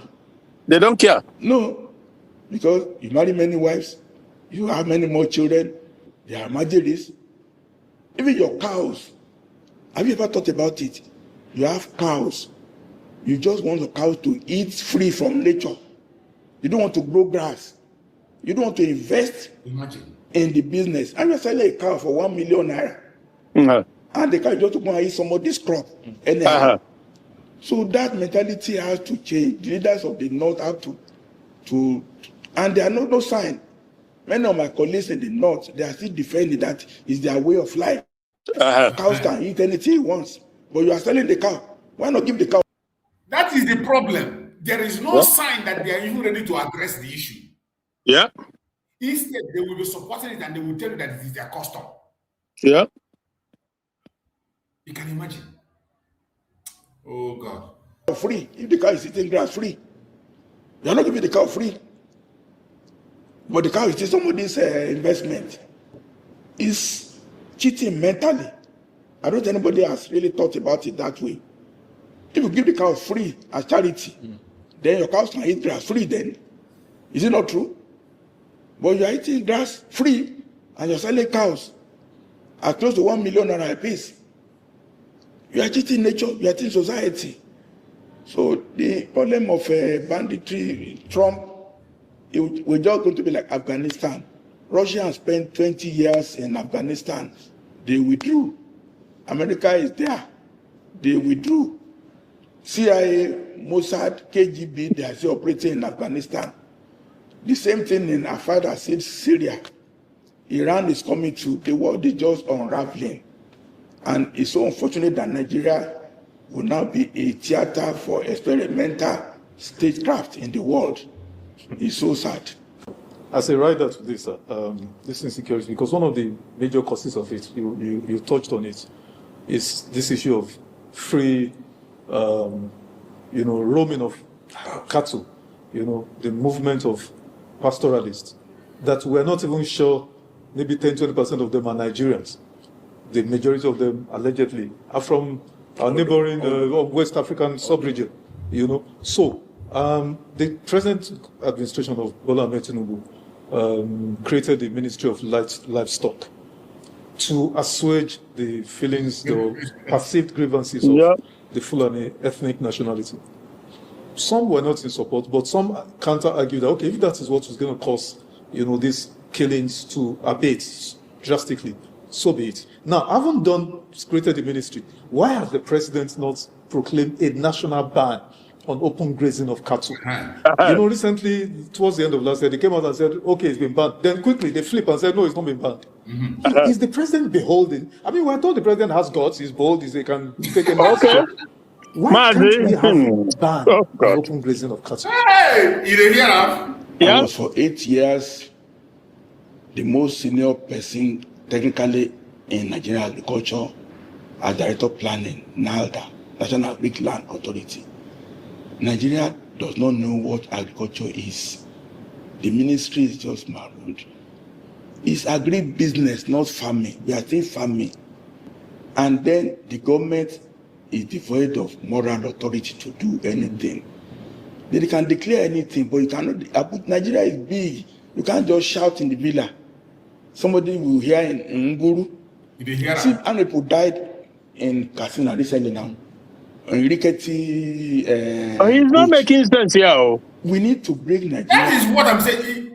He's confirming the fact that Nigeria cannot be run. Okay. He says it's too big. It is too big now to be a country. Why are they still holding it together? Yeah, but they know, but they don't want to do the right thing. Thank you, my brother. That is it.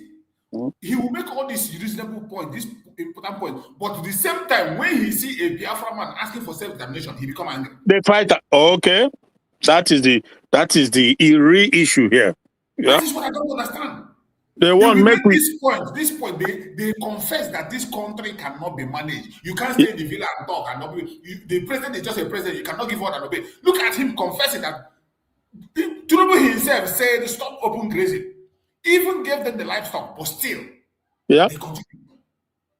Yeah, they want us to remain with them in the retrogression, so that all of us will continue in this evil. So that is something that is sad about the whole thing, because they all agree that the country is unworkable. In other words, that is what he's saying. The country is unworkable, it's unmanageable.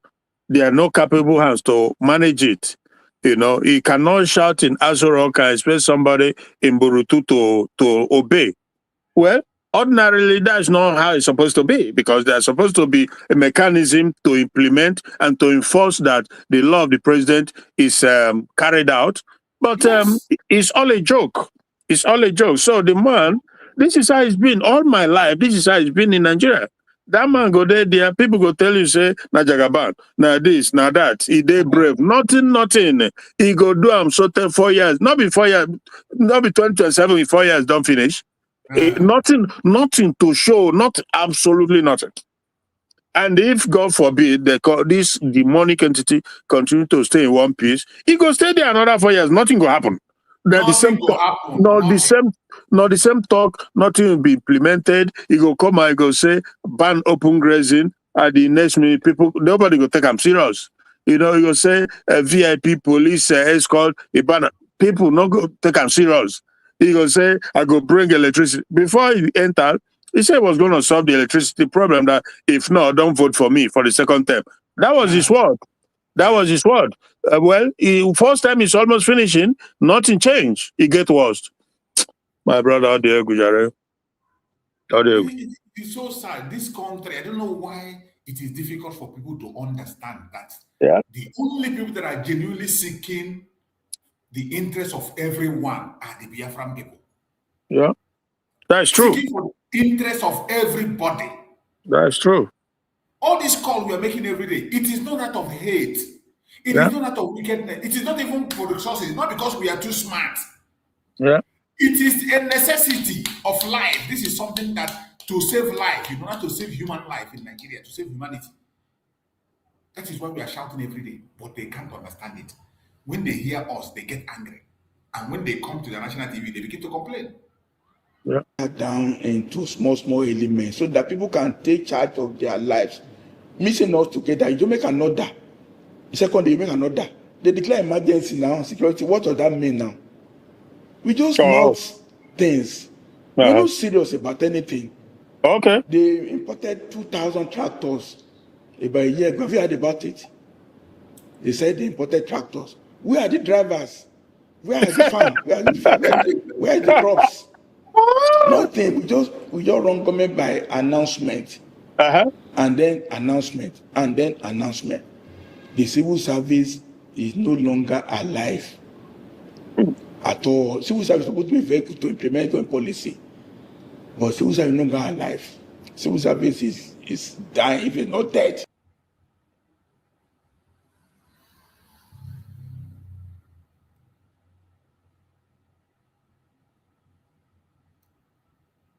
Which one they mute? Where see they talk? Where no one wants us here?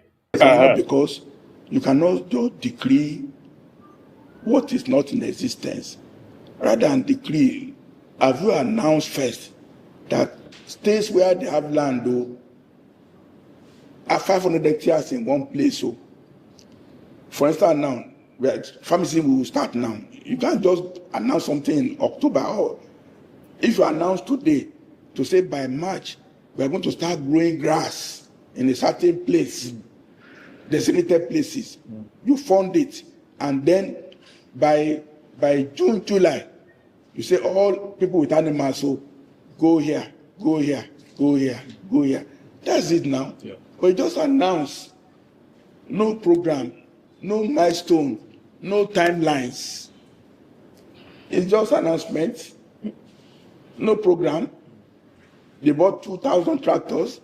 They didn't say drivers will come into effect. How many hectares of land? Is tractor to need? No, you need bulldozers to clear trees first. Tractors cannot clear trees in the forest now.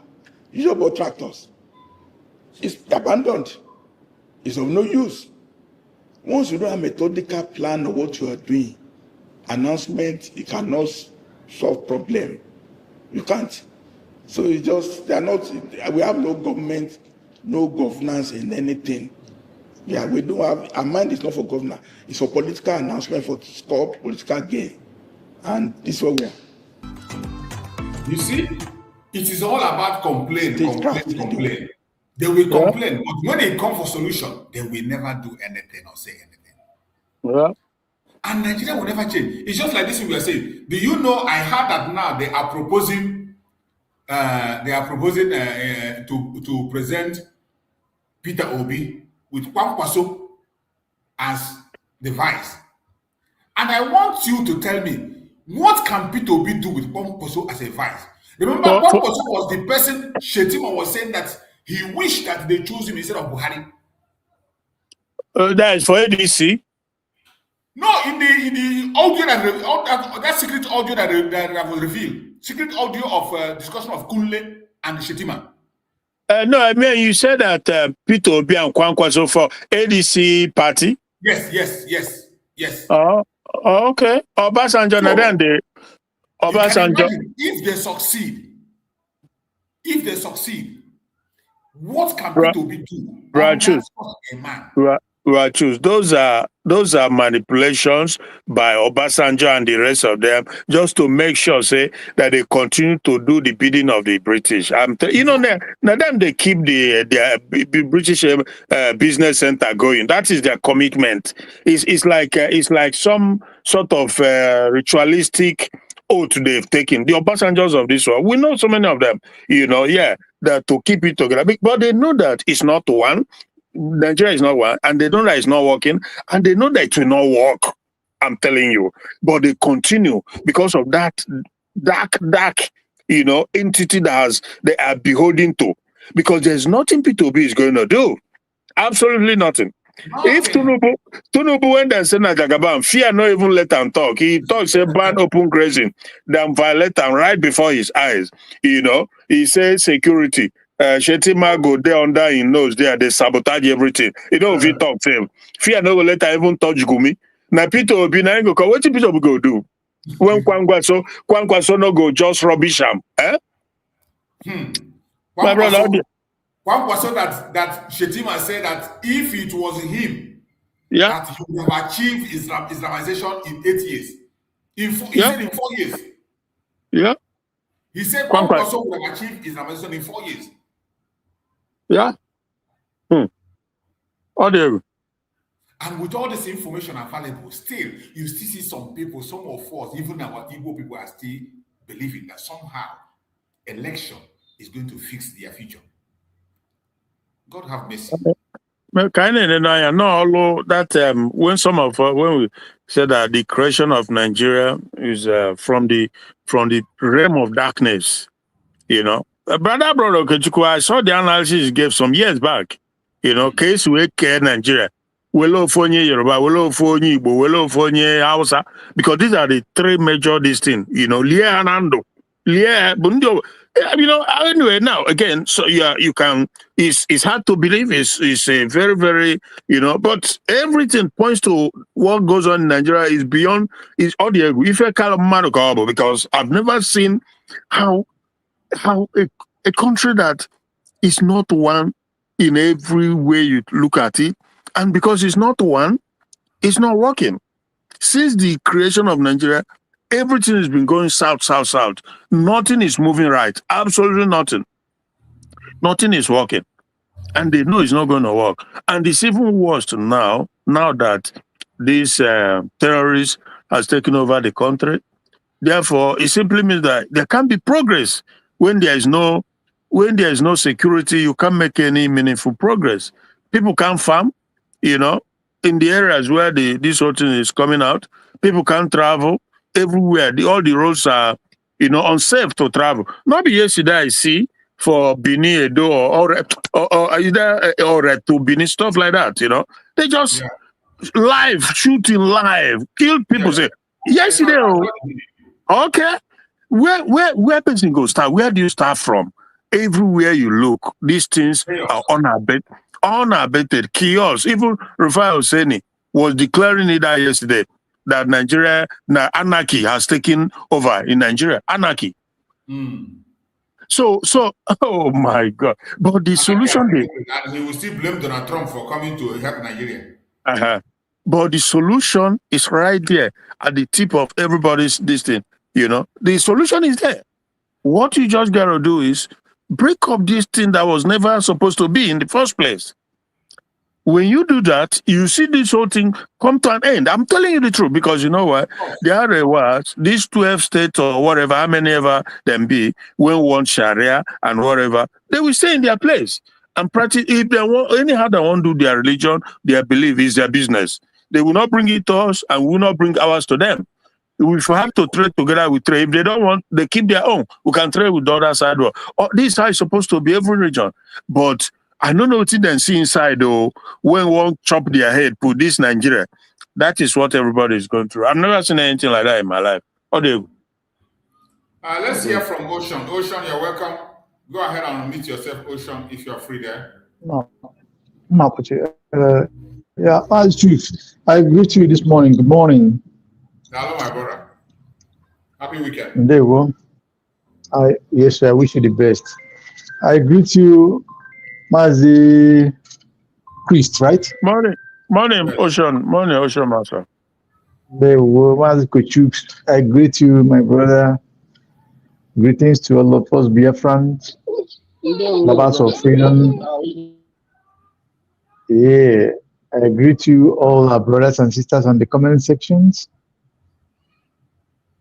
Mazi Chooks, I saw what you wrote on the caption. It said Mazi Nnamdi Kanu is honored in Georgia, right?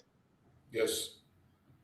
Okay, that's a very wonderful development. I just see it, and I'm starting to see if I can get such to read about it. Okay. I think what the man you play his video, the Yoruba man is trying to speak truth. I think this Yoruba man is different. He's trying to stand out different from other Yorubas. Actually, Nigeria is not working in all ramification, in totality. There is no way Nigeria has worked.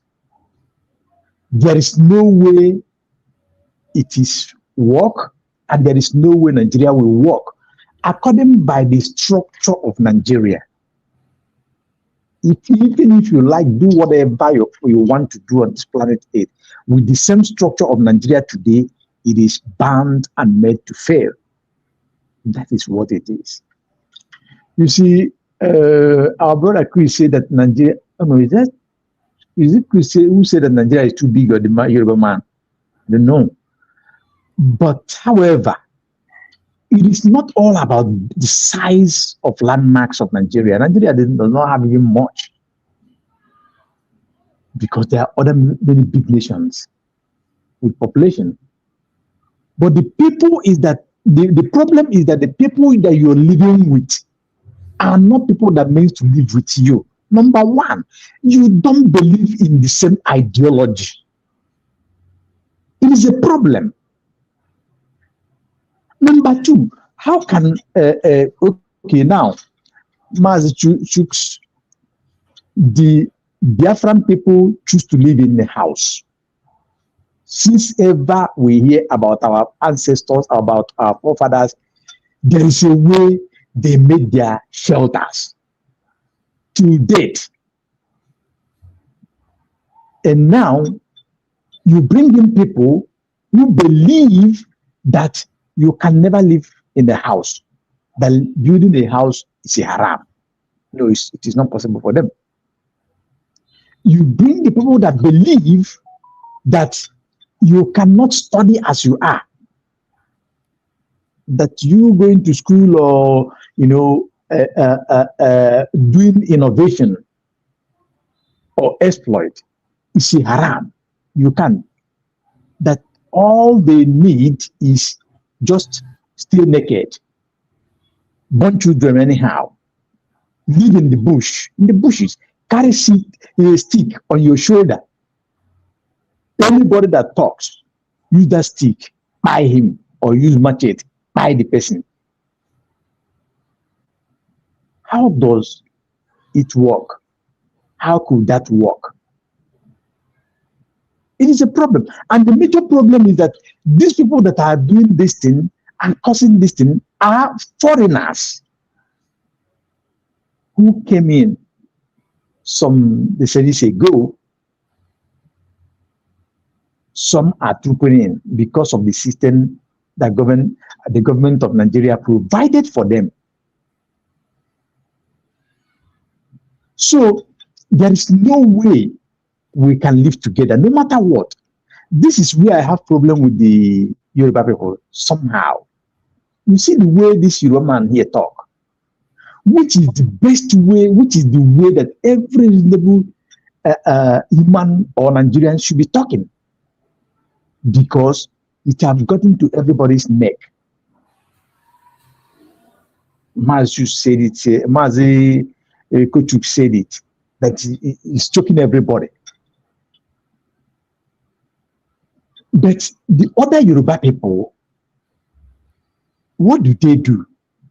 Some will come to the national television, some that are even anchoring programs on national television, like that of Abat from Yoruba, Abat Efe, begins to defend the nonsense that is going on in Nigeria, trying to cover the massacre, the genocide that is going on in Nigeria. And you see most of the Yorubas, because Tinubu is in power, because they are very close to Fulani people in Britain, they begin to talk from the both sides of their mouths. This is the biggest problem we are having.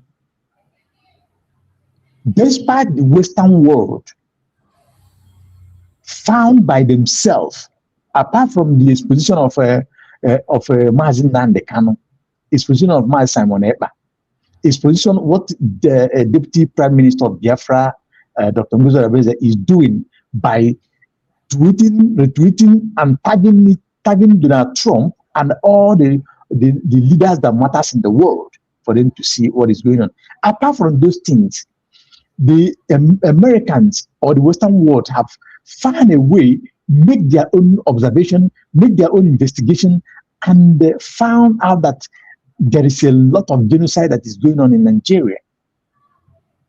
There is a lot of injustices meted on Biafrans that is going on and continue to go on in Nigeria. There is a lot of Christian genocides going on in Nigeria. There's a lot of annihilations, land grabbings going on in Nigeria. And America decided to, take action on that. You see some Yoruba people. Why I'm mentioning Yoruba people is because their own, it touches me, because Yoruba people, most of them are well read. Some of them are well cultured as well. Then why is it that they cannot stand firm, speak truth to power, even if it is their own brother that is in power? Because the highest number can stay there is 8 years. After 8 years ago, just like every other person. Why don't you stand firm and speak that truth?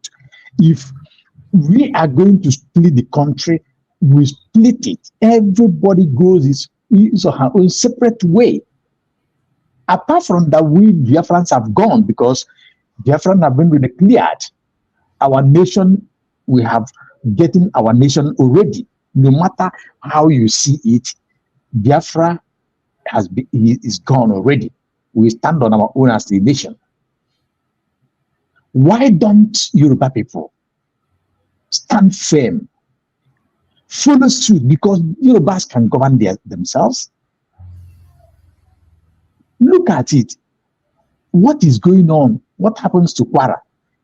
It is loading in other part of Yoruba land as it stands now, and they are not talking because somebody in Milocon is in power, even though they know that the man is somehow. So it is very painful. I'm not talking about Arewa people now because I pity the Arewa people, the northern themselves. In fact, I pity the people of Plateau so much, the people of Southern Kaduna so much. I pity them. The Benue people, they bought what is happening to them, even if that, even if we will sympathize with them, but at least they bought what happens to them, because during the time of Biafra facing so much annihilation and the critical situation, massacring, genociding in the north, Benue State helped them become the willing tools. Now look at it, what is happening to them. Can they stand out and decide if they will die, let them die? Just like when we have the handshake across the Niger. Why don't they stand strong and do something about it? Let us all fight it together.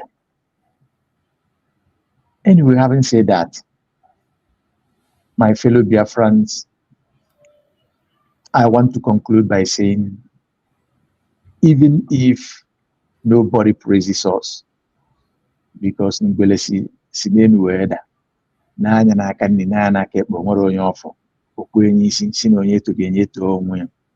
We Biafrans, we are trying. We are really trying.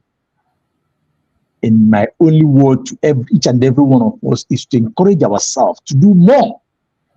Since we have our own nation already, let us do more to secure it. Let us do more in unity, in genuine unity, so that we will not be part of all this nonsense that is going on in Nigeria. And I want to appeal to our government, though I trust that they are doing something extraordinary. If it takes them to strike deal with many nations as possible as can, for them to recognize us as a nation, let them do it.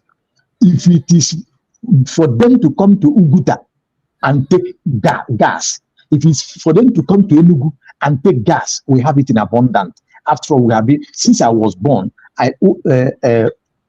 gas is burning from my land in Uguta. Since I was born to see it, as we are talking now, it is still burning, wasting. Let them give it to them. The black gold that these people are stealing from us, if it is possible, let them come and share part of it. Sign it off and let them recognize us. Let us go our way today, tomorrow. Because Mazi Nnamdi Kanu said that, or Simon said that Biafra is based on human intelligence, not that of only mineral resources. As a true survivor, I thank you for this program this morning. Thank you for giving me this privilege to talk here. Today, may God bless you. May God bless you, Mazi Christ, who always come here, bring out his time to join our brother Chooks to spread the good news and awaken the consciousness of people. Thank you to all of us. Mazi Chooks, thank you. I think I have not seen you for the year. Happy good new year to you and your family. My regards to the little angel. and every other one around you. Thank you, Brother Yema Mike. Thank you so much. We appreciate you for your submission. Thank you. We must continue. Let us listen to Frank, what he had to say in one of his recent issue again, because all these things are very important. Because it's not just the Biafran speaking, other regions are talking, other Christians are talking, people from different angles. We know that the Biafrans, we are the majority. We are the ones that are carrying this in our head.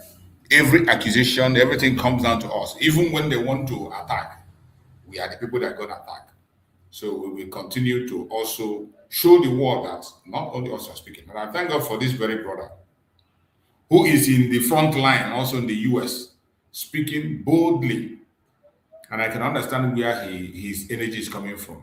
Somebody who have worked under Samuel Otto, you know what to expect. Every one of us know what he did when he was a governor. So there's no fear. I believe that things are going to turn out for all our good. Let's listen to him.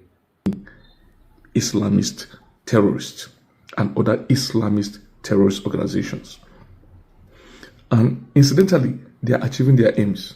Their aims is to depopulate us because they give birth like pigs, like goats. You see a very poor guy giving birth to 30 children, having 4 wives, 3 wives.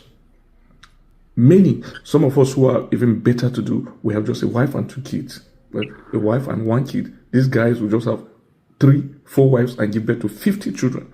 So they populate like pigs, like goats, and then you just give birth to 1 and 2. Then they'll come all of a sudden and kill all in your entire genealogy. They will overwhelm you. They're achieving their aims of depopulating us. Yeah. And then occupying our lands. Silently, they've been doing that, and they are achieving it because they have the support of their elites and their oligarchs who are in government, in the security architecture of Nigeria, in the federal government of Nigeria, in the state governments, and in the business class, and most especially in the traditional institutions, starting from the Sultanate, the Caliphate, to the Emirates. Now, if I go to Yorota, over 50% of the young guys I knew while growing up, my peerage, they're all gone. If I go to Yorota today, I won't see Osuja Ikpekya, my cousin, and his son. I won't see my cousin, Msutezi. I won't see Uncle Dendi. I won't see Pretty Godo that when she see me, she'll come and say, oh, I want to say senior, and greet me and pass. I won't see Choswe Shinku. He calls me with my surname, Uto. I say, where is my older one? I won't see the likes of Matthew Yomba, who respect me so much, who has been counting on me. Before I came to the United States about 2 years ago, I had a Thanksgiving in Yerota on January 9th of 2023, where it was a family Thanksgiving, and I used the occasion to raise funds for the building of the house of the parish priest and the fencing of the house. In that Thanksgiving, the person who read the first reading was killed. The person who took the responsorial psalm was killed. The person who took the second reading was killed. The choir mistress that day was killed. 4 members of the choir were killed. That's how they've depopulated us. They've achieved their mission. Today, as I speak, on Thursday, the January 21st, about 7 people were killed in Kuru. 7 Christians, just like that. And 2 people were killed in Gwe West in Benue State, and 2 people were killed in Kwande, and several others were killed in Taraba as I speak. So an average of 10 Christians are killed every day. They are depopulating us. Many of our villages are left desolate. They are occupying them. More than half of my council ward of Nave is in their hands. And goodness, the Nigerian government is complicit. And our leaders in Benue State are also complicit because they care more for political relevance. Not just Benue State. Yeah, go on, Christian. Yeah, you see, this is exactly what we've been saying, but those, the wicked ones, when we say it, they look at it differently, that the government is complicit. It's not rocket science. You can see clearly from their action. All what they do is show you picture of whatever. Picture can be from anywhere. How they are doing this, they are doing nothing. But let me tell you, this brother, I don't have access to him. I can't, whatever. But I hope that he come to the realization that enough said. What he has to focus on, because he is there in the U.S. and he has access to the Congress people, right? He has spoken to them severally, So he must focus now. That is a shift, sort of. Yeah, he has to pivot to the solution, and the solution is that tell the Congress people that should do everything humanly possible to separate them from these people, because that is the only solution. Let them help them to carve out Middle Belt region. That is the only, anything other than that is just going to be a repetition of the same old story. Trust me, because these people, every day they come, they continue to buy. They will never stop. And they have the government supporting them openly and sometimes tacitly supporting them. Then some of the elders too in his own place, just like our place, they are compromised. Yes. They give them money, they give them title, they give them political position, and they can't see beyond their nose. So this is serious situation. He must come to, if he wants his own generation, his ancestral lineage to survive, the moving forward, something lasting solution has to be applied. Not all this, anything one Nigeria, anything political solution, anything P2B or Kwango. So it's a waste of time. So he has the ears of the people that matters, people who will come out and speak. Because either way, if one part break out, if like we have Biafra break out, they will break out too and save their life and save their generation unborn. The Oduduwa will save theirs too, So every region will save. That is so he must refocus and kind of, realign with this lasting solution, because it was from his last broadcast that you played that I saw that for the first time now he is saying that he could have never imagined that he would be, wanting a separate country from the people. You remember Mazi Nnamdi? Yes. Yeah, so now is the time. Now is the time to just seal it up, because there's no. He should just go all out and call for that separation. There's no point painting it. That is it. That is my point. I hope he will understand it. That otherwise he will continue to lament. Because you can bet that this is not going to stop. And of course, he is confessing it every day. In that name, Nigeria. You see what people face on that? This Nigeria was given to the Fulani. It was given. When they tell you that they gave Nigeria to them, you think it's a lie? Of course, now. Of course. It is theirs. So the only way to take it away from them now is to go away. Go away. Leave the name. Let them carry their Nigeria. Go away. Remove yourself from that. If you don't remove yourself, they're gonna take you over. David Cameron, who was a former prime minister of Britain here, he said it now. He said that Nigeria is an Islamic country. You think he just made that pronouncement? They know what they are doing. They know what they are talking. A mistake. It was Nigeria, that name Nigeria and the entity, however I look at it, was given to them. So the only way you can save yourself is to go away from it. Let them have their Nigeria. Let the Fulanis, let those Fulani in the Arewa and have their Nigeria. Then you have your own Middle Belt nation.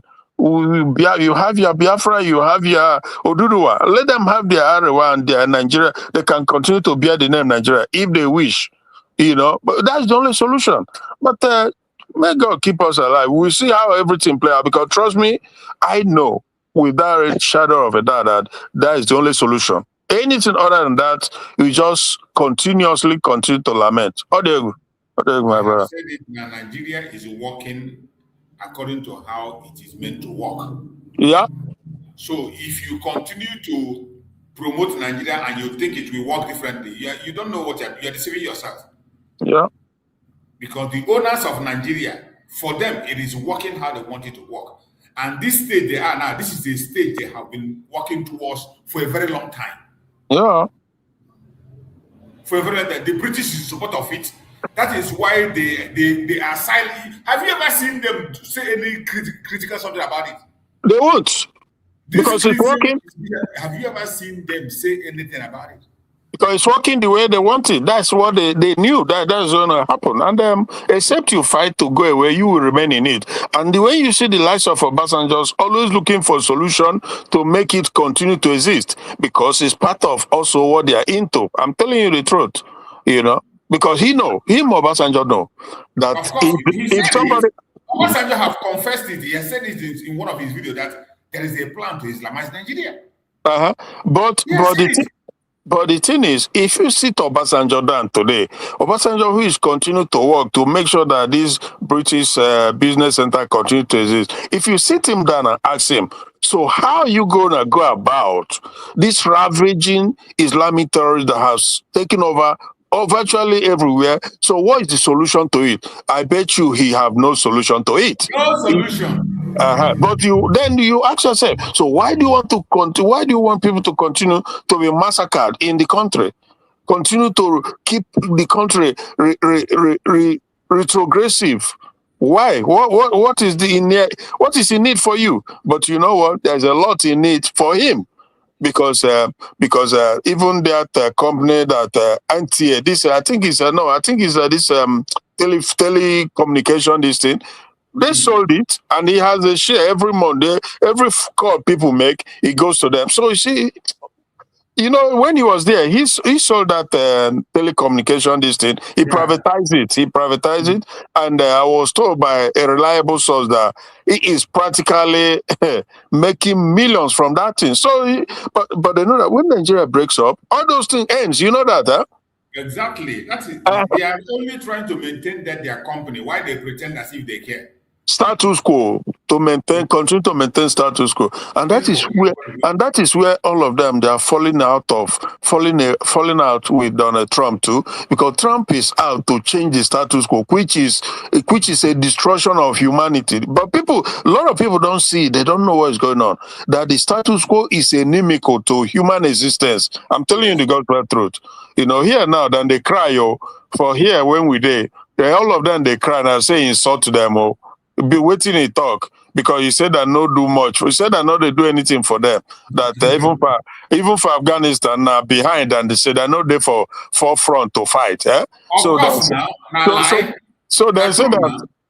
said that their soldiers when die for nothing. Say the man they insult them. Now cried. All of them. One was very teary yesterday. Why they watch him? One of the MP was teary to the point that I was like, okay, the man. God bring Donald Trump, he go flog them. So they never say anything. They never say anything. Now God prepared the guy for a time like this. I've seen so many videos online where they arrest people for preaching the gospel in the street. Of course. But you see these people they pray for street. For country, whenever they are own, they go block streets, they pray for London. It is not a crime. But you as a Christian, if you come and say you broadcast or you they will arrest you. They will arrest you. You will arrest you. Yeah. You dare not condemn. You dare not even conduct a crusade. They say it's offending the other people. Meanwhile, you are in your own country. You're in your own country, in your own country. Supposedly Christian country, and where they get towns where they say then they practice Sharia there. We've said this severally, and they when they ask the politician, they say that it's unrecognized. It's not in the constitution. That whatever they do is. So does it have to be in the constitution before you know that it's wrong? Before you know that it's wrong. How God will punish them. The same thing they did in Nigeria. Yeah. They will tell us it doesn't matter. It doesn't matter. Leave them. Oh, it's not in the constitution. Small. They smuggle it into the constitution. It doesn't matter. They have it only the north. It doesn't matter. Now they are pushing it to the whole entire nation. Exactly. That cup they used to feed us, they will drink of it. Then go drink of it. Obasanjo, during his time, that was when they introduced the Sharia in one of those states in the north. When they tell Obasanjo say, make you live there, no matter, this and that. Say go. Now that they take spread, they move now, using it to buy people who are not Muslim, and it's happening. And they turn around now, it's an Islamization and Flanization. But it started in your time, you did nothing. You see them? Okay. How do you go? Nasarawa State has always been in their hands. They've always planted a proxy. The governor of Nasarawa State is one of theirs. He's not an indigenous of Nasarawa State. He didn't even win the election. He was forced on Nasarawa State to protect his interest. And that is why he named the airport in Nasarawa State Othman Danfodio Airport. Othman Danfodio had nothing to do with Nasarawa State. He was a jihadist, a bloodthirsty cannibal who has been eating flesh and sucking blood of human beings. But the airport in Nasarawa State was named after him. The message was sent long time ago. But we don't have leaders who could defend us in the middle belt of Nigeria, starting from Benue to Plateau to the same Nasarawa. Nigeria honor people that commit genocide. All those blood testimonies. Look at the Murtala Mohammed International Airport that is known after Nigeria. Do you know that Murtala Mohammed was the person that's in charge of the Assam massacre? Of course. He led the troop that conducted Assam massacre. Yeah. In a reasonable country, that man is not supposed to be remembered anywhere. They should put down his status. He's not supposed to be named anywhere. Yeah. But look at the symbol of Nigeria is his name. Symbol, exactly. And that is where we all who are even Biafrans, indigenous of the place, that is why we have to travel to get into our place, you know. And our politicians, none of them care to do anything about it. A man that led a Saba massacre. Yeah. Yeah. Committed so many crimes, to kill innocent people. They named him after international airport. You know, to pass through. You know, Brachus, one of my best friend, he's a normal guy. He lives in Manchester, you know, and he's obedient. I've tried severally to educate him. He said to me, Brother Chris, don't worry that the plan is to make Peter Obi and Kwango Soto. And I said, so how does that help you? How does that solve the problem? He said to me, that him himself that is not happy with what is going on, the status quo, the airport, and he has to travel to Abuja or Lagos before he come to Southeast, stuff like that. That when people become that is the government that is hampering it because they take away the license or kind of using international airport tax system to make sure that no airline is able to go to Southeast. So you say but I said, no, so what is your point? What point are you making? Do you believe that Peter Obi becomes president, he will give you international airport and give you SIPO or whatever? He said, yeah, that would be the first thing you do. I tell him, say, you the craze, my brother. Anything when Peter Obi no do, now I know if you do, even if you become president, because Goodluck Jonathan was there. He's a Biafran, you know, he's from at least South, the oldest thing. For 6 years, he could not do anything. Nothing that he could do. Nothing. Absolutely nothing. Everything he tried to do was to appease to the North. So that appease the North, did everything upon that. They throw stone on him and push him away. But the North, this Islamists, these jihadists, they are not interested in your appeasement. If you like, go kill your parents, give them. They don't care. It will not change. It will not change their position, their agenda. It will never change it because they are very focused and very determined to push, no matter what you do. So there is a game. If Peter will become president, he's not going to change anything because they will also make sure they tie him up. But I just told him that, look, that is a wishful thinking because God will not even allow us to get to that place, you know. And if he does, it's going to bring a further disintegration. Nigeria cannot continue. It's just no way to continue, whether anybody likes it or not. Hello? God forbid. Hello? Hello, can hear you. Okay. I thought somebody was here. So that is the situation, my brother. Yeah. How do you go, my brother? Yeah, bro. It is so sad. It is so sad what people are doing, you know. I don't know why anybody can believe. I don't know why people, after hearing the story of Kwankwaso, that was exposed by Shetima himself that you see today, and you are hearing that he is about to be the vice president to Peter Obi, and you think Peter Obi can do anything under that man, with that man. Look at how difficult it is for your so-called Jagaban to manipulate Shetima, ordinary Shetima. Ordinary Shetima. Shetima has become the commander-in-chief of the armed forces. Yeah. And tell me, Shetima was the one revealing how brutal when it comes to Islamization. Yeah. Shetima was revealing it. That he said that Buhari is nobody, that Buhari is nowhere near Pomposo. Yeah. Go and listen to that audio again. And it's true. It's true.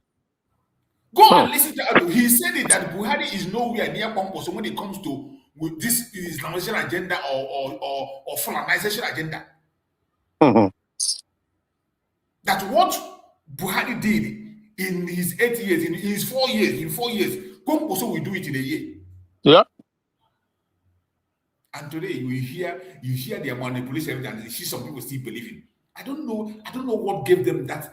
I have told people several times, I say that P2P is not smarter, wiser, stronger, and braver than Good Luck. He is not. He is not braver than Good Luck. He's not smarter than Good Luck. Look at how they did good. Look at what they did to Good Luck. This P2P are talking about, he has already gone to North to promise them during election, during his former campaign, he told them that they will enjoy the best government ever. He said that there was a promise he made them during the past election. That they will have there's a way he put the language for you to know the covenant he has already entered with them. Exactly. When he went there, he was sitting on the ground with Almajid and eating. And you think that this man will change anything for you. Any sensible person that cares about human life should pray. Instead, just pray that Tinubu should continue. Exactly. The prayer should be, let Tinubu continue. Let him continue.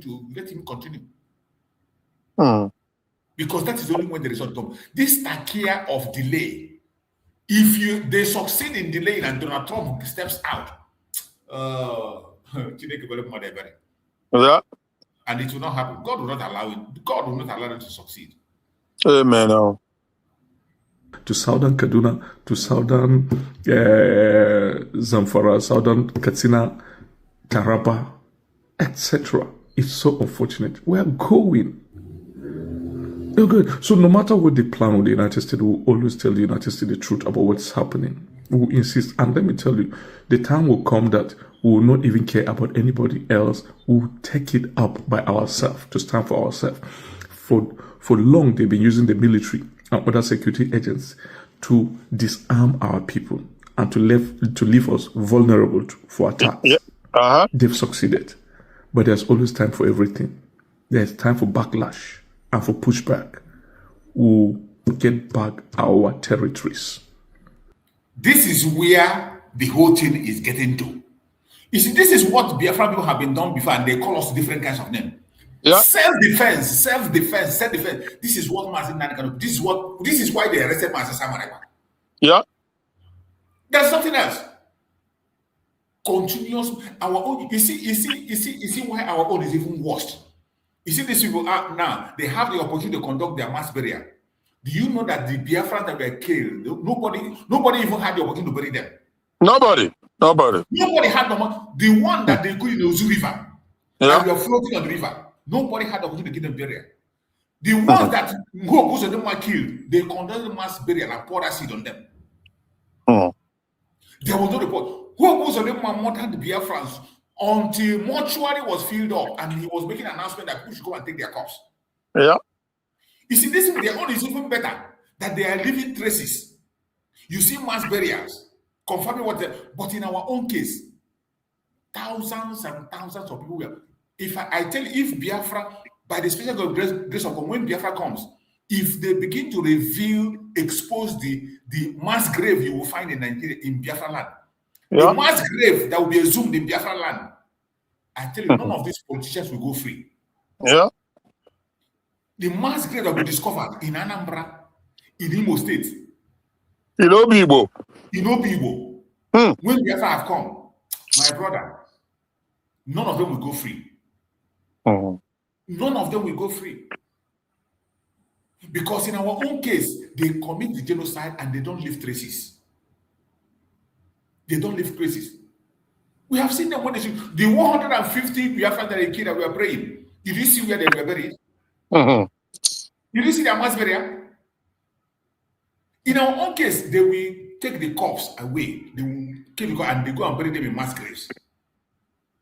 That is the most dangerous one. They commit the crime, they hide it. Why people are talking about it? Because this, in the case of this northern Nigeria, they can't hide it.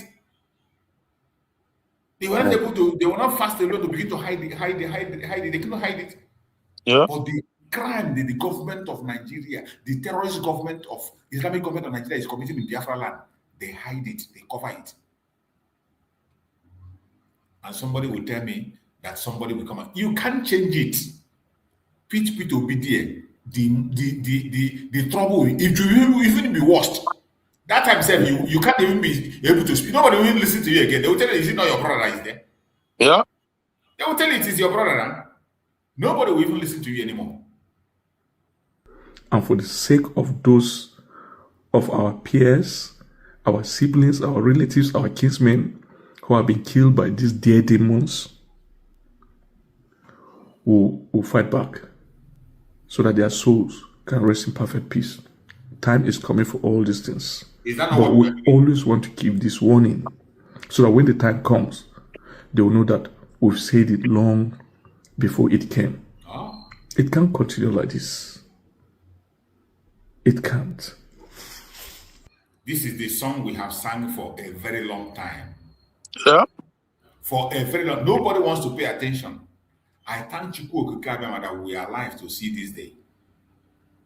You know, Mazi Choose. Go ahead. No matter what, it will always going to end in one place, and that is that everybody will have to go their separate ways, because that is the no matter how you tend to approach or tackle the Nigerian problem, is going to end up in that one place, because that is the only solution. Every other thing is just a preamble, but ultimately you will end up in that long-lasting solution. Because even if they do the like the prescription from the congressman to the President Trump, even if part of it is to bring maybe have a base either in the middle belt, for example, they can set up a base there in the middle belt in lights to protect them, right? You know what I mean? Huh? Yes. Because they're going to be prescription of so many solutions, then they will choose from there which one they think will best work out. So if they choose to have a base in middle belt, vast land areas, that is good. But at the end, again, it's still going to end up there, because you know what? These Arewas who believe that they own Nigeria, they will not accept it. Do you know that? Yes. They've already said that they don't want American base anywhere in Nigeria. They've said that. And they've warned Tinubu that under his watch, it shouldn't happen. And they don't want their foot soldiers in Nigeria. So how do you stop these people from their onslaught? This their continuous onslaught. Something has to, something is going to have to happen. So that is one reason. The other one is that take away Sharia from the Nigerian constitution. They've also come against that already, So then you begin to look at all these solutions. Whichever one you pick, whichever one you choose, is going to end up in that same thing. These people, they've made their choice. These Islamic terrorists, they've already made their choice. And their choice is that they want to be on their own. But in other words, like they want to capture the entire country. But for you to stop that, you have to let other people be on their own. Even if they attempt to resist that, then that would be like, welcome to my world, because we will give them what they want. We will give them fight. You remember this Frank was saying the other day, it's not that they are known for their military victories. They are not. Open and they are no. This Islamist, Fulani marauding around. If we our people, we are equipped, and they come to in 24 hours, we take them out. Make no mistake about that. Biafrans will take them out in 24 hours. They will not even try. They know it. They will not even try that. So at the end of the day, like I said, every effort, every attempt, we end up in one place, and that is that the country has to divide because it's not supposed to be in the first place. It's what just not supposed to be. Is the greatest tragedy, if I may use the word. So that is the situation, my brother. How do you? Thanks. You're welcome, everyone. Let's watch this. One of their madness. Survival level for Lagos. Now full business now. Abi you no know say beggars don dey get ID and then they get post where then they post them go. Lagos streets don turn business up for them now.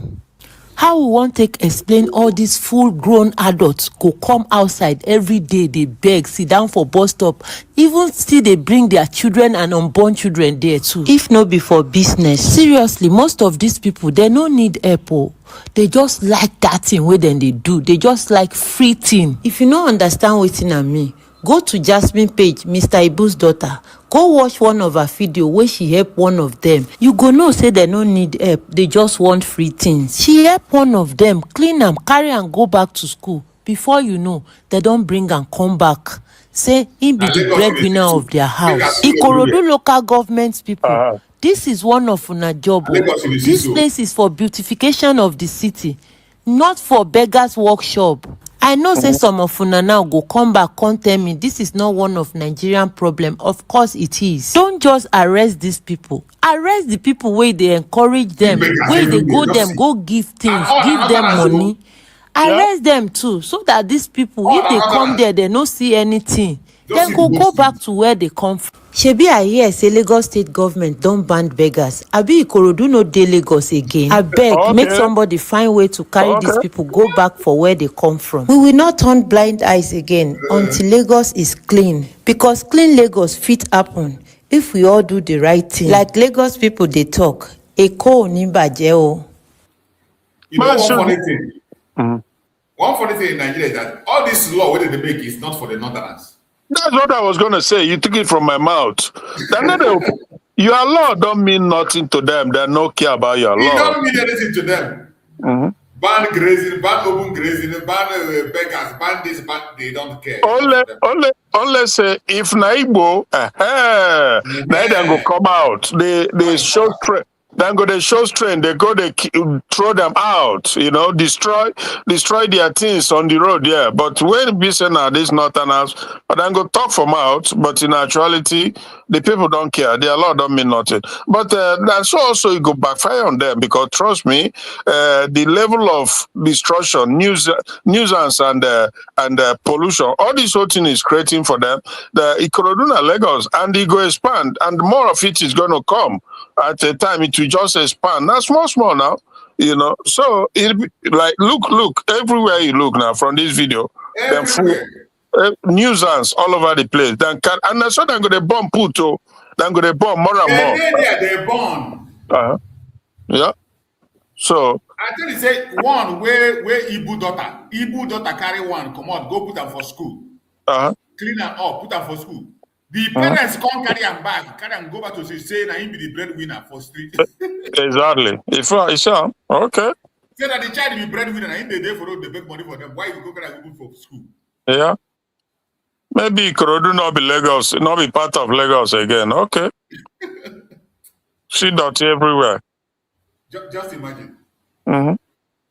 You see, that is one funny thing. These people, Nigeria will never. These people, they are company, they own it. Yeah. That is why when you give order, they don't obey. Yeah. See your so-called president. He is not the commander-in-chief. Because if he's the commander-in-chief, there's no way he will tell you to stop open grazing, you will refuse. He has called bandits terrorists, but nobody approves of that. Nobody. He refused to accept them as terrorists. He said they withdraw security from people. Even his own brother will be IG where he puts. No fit to remove people. He disobeyed. Exactly. And all these people now, when full for streets, all these Fulani now, northerners, if tomorrow then say make them come out to drive them or send them back to north, I will fire one of them go come out and tell you say make you go rehabilitate them that they are entitled to it. Go build house and provide source of livelihood for them. That's how you go drive them where you know provide something for them. This is how entitled, that sense of entitlement, huh? Mm-hmm. Yeah. Mazi Tunes, Rocky, this thing that talking about now, most especially all these beggars that in the streets, the people that normally to encourage them the most is all these people that call themselves Alpha and Malam. Because all those people that they call Alpha and Malam now, if they do one incantation for somebody now, one or two incantations, you now tell those people to go and look for all these beggars in the streets. Because if everybody focus on what he's doing, and let me just say like business that he's doing on one thing or the other, without going to go and visit all those people that call it that carry vision on their head. They're not going to tell you to go and look for beggar on the street. Because they say you go and look for beggar on the street. And those people that is in the street, which is all these beggars they are here now. They will not see the people that will come and give them one thing or the other now. They are going to vacate from that place. Because they have get a particular place, a particular spot that once you need them or once you need their attention, you're going to see people that are going to come and visit them there. And if they do not break this country where that will find itself, this country that will find ourselves into, if they didn't break this country, all these things will continue. Nothing can stop it massive. Even though we fight from today to tomorrow, it's not going to stop. Because these people that call themselves, they are not meant to carry religion on their head. They will continue to encourage them. You see a father that gives birth to 10 children. For them to take those children to school, it's better for him to send those children to the street. And most of these people that is in the street, myself, if they tell you what they are doing, you open your mouth and you will not even believe it. So many of them, if they tell the mansion that they have, you will not believe that is the business that get this money. They use do this thing. Even some of them even have big lorries that is doing work for them. Where did they get that money? That street. You now tell those people now, those who are not two of them, or their children, to go to school, they're going to answer you. They're not going to answer you. It's because of we find ourselves in this country. That's why we are taking everything for granted. That's the reason why. Continue, my brother. Thank you so much. Let us watch this their propaganda video from their NSA. Because what Nigeria know how to do is propaganda. Everything is propaganda. Just watch the propaganda video from their NSA. Claim to be working with the US.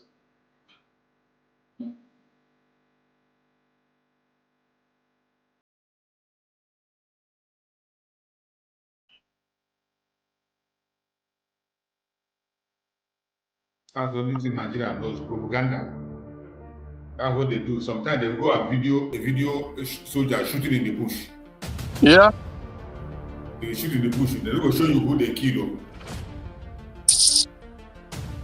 Let me begin by warmly welcoming our colleagues from the United States and by expressing Nigeria's sincere appreciation for the spirit of partnership that underpins this working group. Partnership indeed.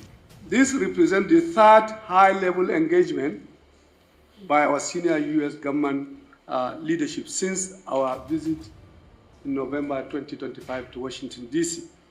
These engagements reflect not only our shared commitment to the protection of civilians and promotion of religious freedom, but also a mature and evolving strategy or strategic relationship grounded in trust, candor, and shared responsibility. I'm here today to continue and broaden that partnership. And I want us to listen, pay attention to this woman, because I love the fact that she continued to mention that Christian genocide inside this nonsense they are talking. Okay. Protection of Christians. She will always mention that protection of Christians, no matter how they try to. Partnership the United States has with Nigeria is built on shared interests in many areas, including trade and investment, security, energy, regional security, and much, much more. Today, we are here to discuss how we can work together to deter violence against Christian communities, prioritizing countering terrorism and insecurity, investigating attacks and holding perpetrators accountable, and reducing the number of killings, forced displacements, and abductions of Christians, particularly in the North Central states.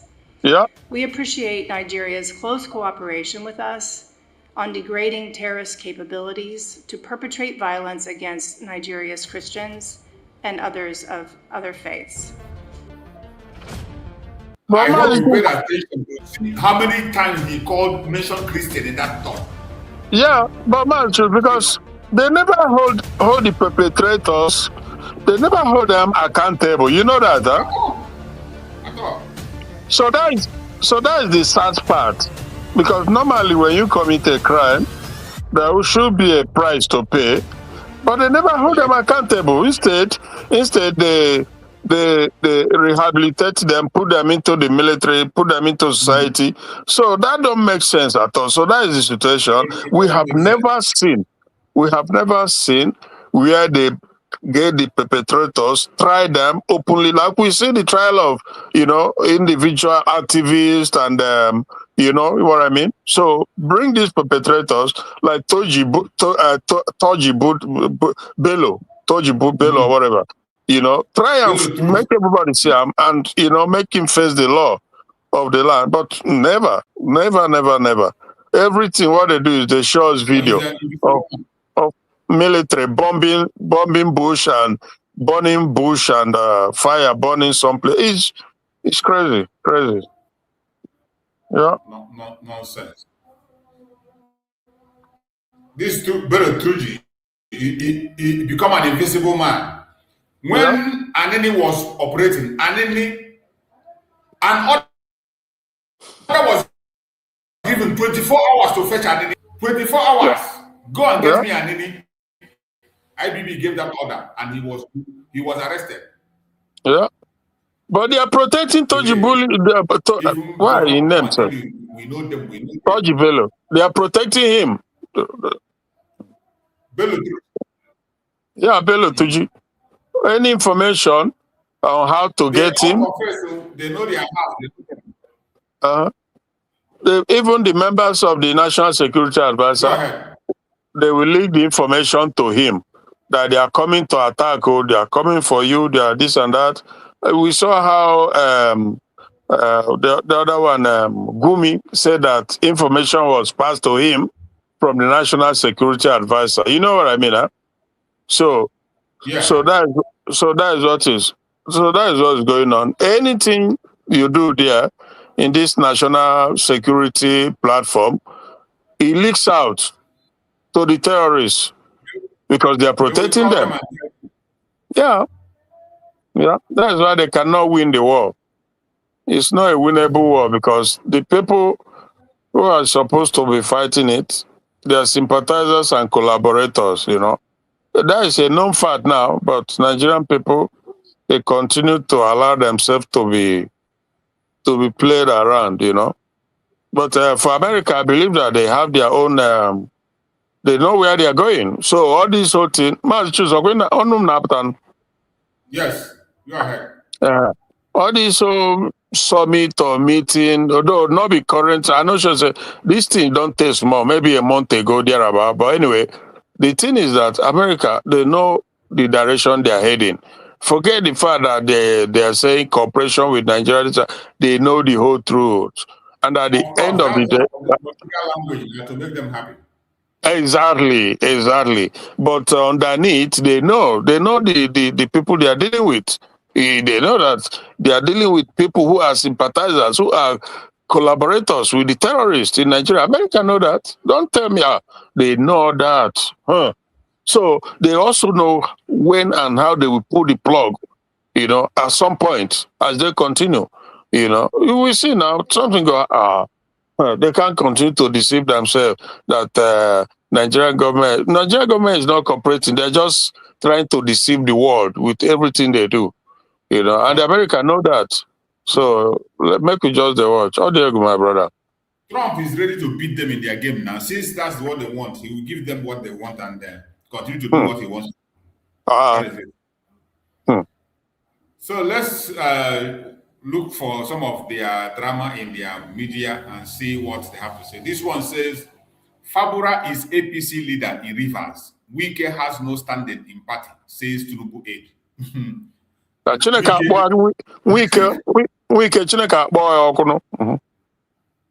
his own will be worse. His own disgrace will be worse than anything. By far. Will be worse than any other thing because Exactly. His own case will be worse than any other person. In Cobb go full soon. Wike Cobb go full soon. Fubara don't beat up for his game now. 5 Nigerian officers detained over alleged coup against Tinubu fall ill in custody. Wives plan protest. Nobody think when they tell us don't be cool. They tell us say they don't be cool.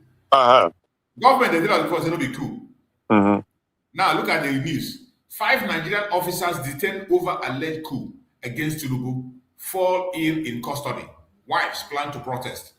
Wait there, wait. Make them protest. Make everything that happen at the same time. Mad people everywhere. And because Igbo man no follow, they don't go shoot them say that they do coup. They don't even give them a chance to even think. National grid collapses again, plunges Nigeria into near total blackout. Okay. I never see anything. This one says, Rivers State High Court adjourn Fabura's impeachment challenged indefinitely. What's it to go? Terror financiers are in your government making decision with you. Cleric Ayodele wants to go. This useless man that talks rubbish. Another criminal. This nonsense he is speaking now as a prophecy. Who doesn't know that? And who doesn't know that? Something that is in the public something that's in the public already. Mad people, who doesn't criminal. Know that terror financiers are in the government of Tinubu? Na prophecy be that God sham to them. Shameless people.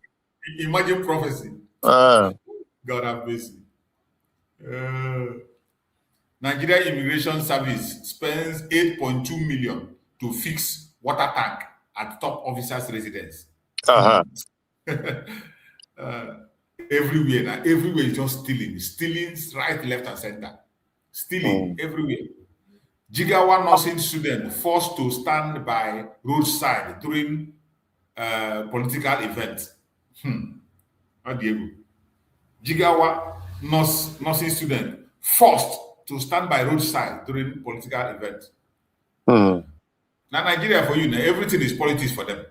Yeah. Everything is politics. They don't care.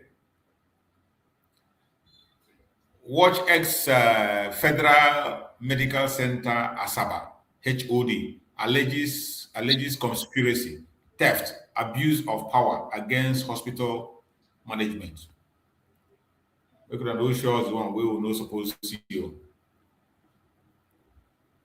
I'm not going to play them. If you can't show the one way YouTube will take verse. Federal Medical Center Asaba held conspiracy, theft, abuse of power against hospital management. US Nigeria launched joint counter-terrorism working group to protect communities. These people are very funny. We want to launch counter-terrorism working group to protect communities. And they don't want to put that Christian, community. They know they like to put that. They don't want to have anything to do with that. Yeah. Very unserious country. Very, very unserious. Uganda confirmed detention of over 2,000 citizens, says it kills 30 terrorists from opposition party. This Uganda will not become another thing, Opposition party, that terrorists they be, catch them. PDP condemns killing of 7 persons at Plateau illegal mining site. Demand action. Who is the demand action from? Kano Governor Abba Yusuf, 21 lawmakers, others resign from NNPP amid planned APC defection. Tinubu is working hard.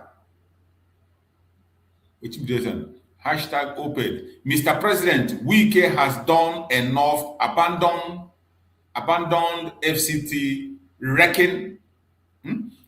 Mr. President, Wike has done enough. Abandoned FCT, wrecked River State. He has to go. Okay. Okay. Hashtag Wike has to go. Ikoye Jula. Oga win. You never see anything. Yeah. You go here. That crime, those blood you spilled, those people will never forget. Yes. Yeah. You never go free. Revenge time. Police arrest 3 suspects while attempting to sell stolen tricycle in Enugu. Nightmare count Adichie's sorrow, a nation horror by Agada Ifowa. Look at the count. You will never agree to do something normal. Pastor assault female church member over claims of misusing church name. See it, they flog the woman. Say they misuse church name. They flog her beside church. Yeah. Nothing where person no go see. Yeah. Only in Nigeria.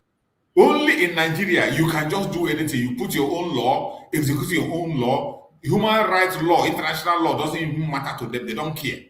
Yeah. You just wake up, establish your own law with your own group, and begin to abuse them, do anything, and go scot-free. Yeah. It's sad. National Assembly confirmed illegal alteration in gazetted new tax reform laws. Maybe today we will know. After all said and done, nothing will be done.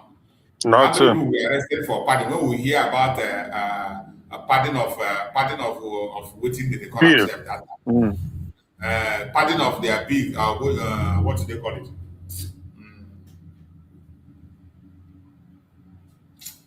I've forgotten that title they gave that. Nothing was done after all this revelation. Nothing will be done. Not be national budget or waiting on the part. Exactly, pardon of national budget. After they part national budget, who did you hear them say they arrest somebody or they no consequence, no consequence. Nothing comes out of anything. Nothing. Absolutely. Enugu residents mourn as Nsukka serving councillor Dan Aloko dies. Waiting killer. Suspected Boko Haram terrorists kill pastor, burn down Borno village, others fear the dead. Another church. Another church. Another church again, another pastor. This one yesterday. Okay. Okay. Just yesterday. Yeah. Just now, I saw one video where one lady was crying. They tell Donald Trump, say this bombing, this airstrike didn't stop anything. It didn't stop. Yeah. It only everything have intensified. Everything have increased. Exactly. They should just begin to do it immediately. Yeah. That airstrike didn't deter them. We even woke up some of them to begin to do more. Suspected Boko Haram terrorists kill pastor, burn down Borno village. Others fear death. Okay. Nigeria's national grid commences power restoration after collapse. Former Canadian Olympian on FBI most wanted list arrested in Mexico over drug murder allegations.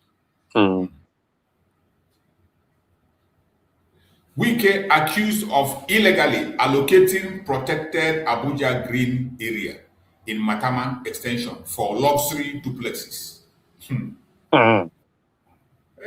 That's what he's known for, stealing government properties and converting it to his own. That's what he did that's what he did in the River State, and they want to consolidate in River State. Come Abuja, they do the same thing. National Industrial Court grant Minister Wike application order, FCTA workers to halt strike.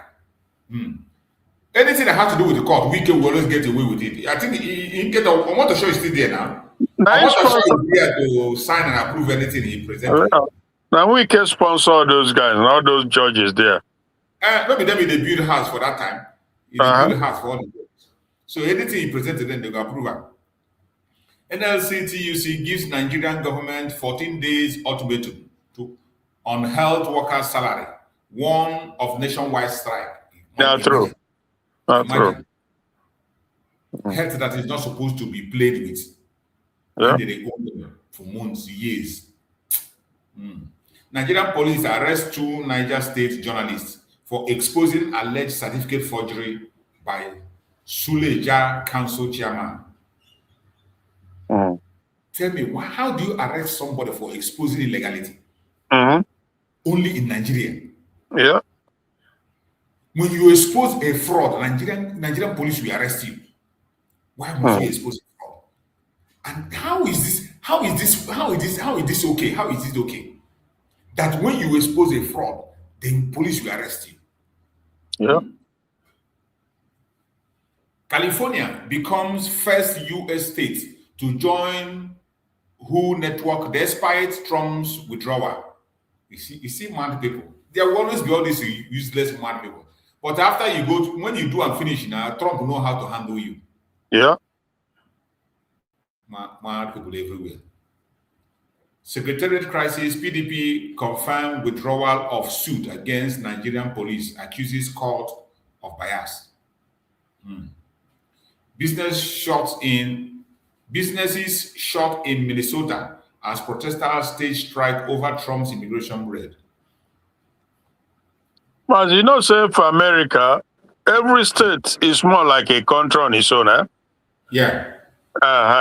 But for Nigeria, say Fulani don't even want that. How much more? So they don't even, they don't want, because it will hamper that. They know that anything you do go hamper their grip, that they are choco. But like America now, you see that, is it not California now? On their own, they are just, they want to sign with World Health. Is it not World Health Organization, right? Yeah, World Health Organization. Exactly, you see? Yeah. But for Nigeria, forget. That no grill, Shettima say, restructure my food. They just want it to be the way it is, because like that, it will enable them to take it over. And do you know why they were fighting state police? Part of it is because of this Islamization. They don't want that state police. 100%. Now, that one, than the 10%. They don't want now, because if you have state police, in Biafra land, Biafrans will be the one to police themselves. Exactly. Same goes for Arewa, same goes for Oduduwa, same goes for everywhere. Middle belt, everywhere.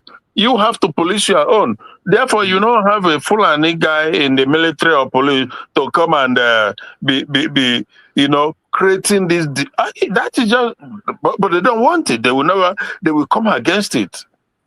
The people are in for something big, or they don't know what they're up to.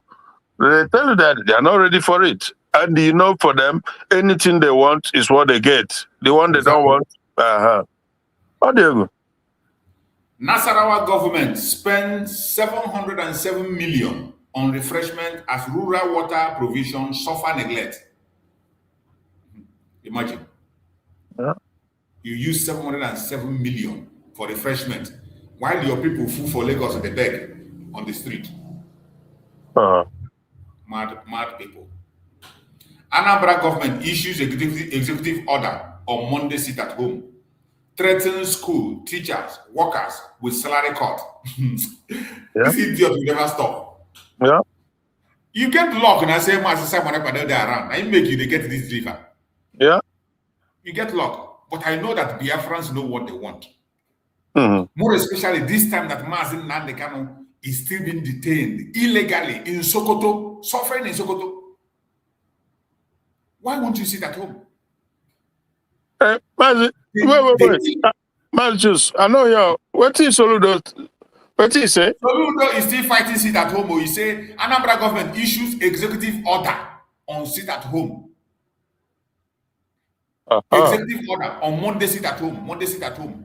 He won't start again. You know, if you don't fight and fight them.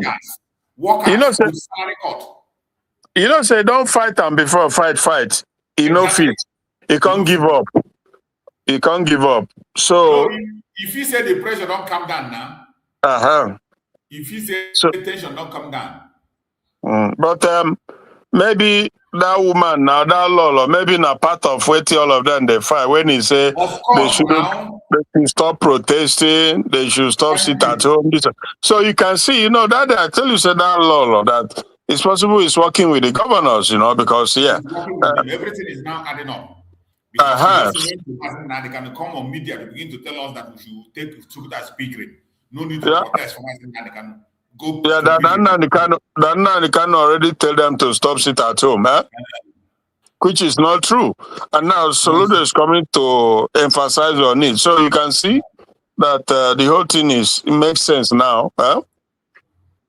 They are working together. They are working together. That is why every genuine Biafran should open his eyes. Make your decision. It is about your life, your future, your born generation. It's about you. Don't wait for anybody. It is we that encourage ourselves. Sitting at home is something. It's a legitimate right you have to protest. Protest to save. Protest at the same time you'll be saved. You're not going on the street to protest for them to shoot you. It is legitimate and safe. Legitimate and safe. And it is making it is sounding loud than even noise making. That's it at home is sounding loud than protest. You can imagine since how many years they never stop talking about it. They can't afford to stop talking about it. The whole world is still focusing on it. If there's any time we should do that protest, it is even now. If there's any time to do that sit at home, it is even now that the eye of the world is there. This is the time to conduct that sit at home, legitimate sit at home, everybody. Nobody is going to force you. Sit at home every Monday. Mazi Nnamdi Kanu is sitting at home every day. Look at how can any human being tell me that Mazi Nnamdi Kanu is living good in Sokoto? How can a sensible person tell you that Mazi Nnamdi Kanu, even the weather of Sokoto alone, people who are outside are not comfortable. Sokoto is a desert, a very hot zone. Fire burning desert. People who are living outside are not comfortable. How much more somebody in detention in prison? Can they guarantee a condition? There's not be electricity than they take guarantee. And where is the electricity?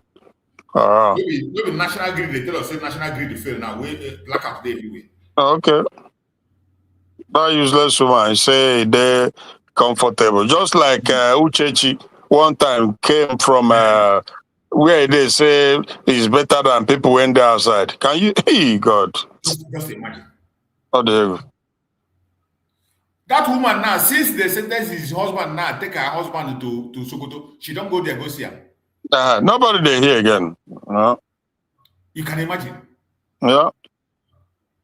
Which responsible person go here say your husband after so many times he was sentenced and sent to so place?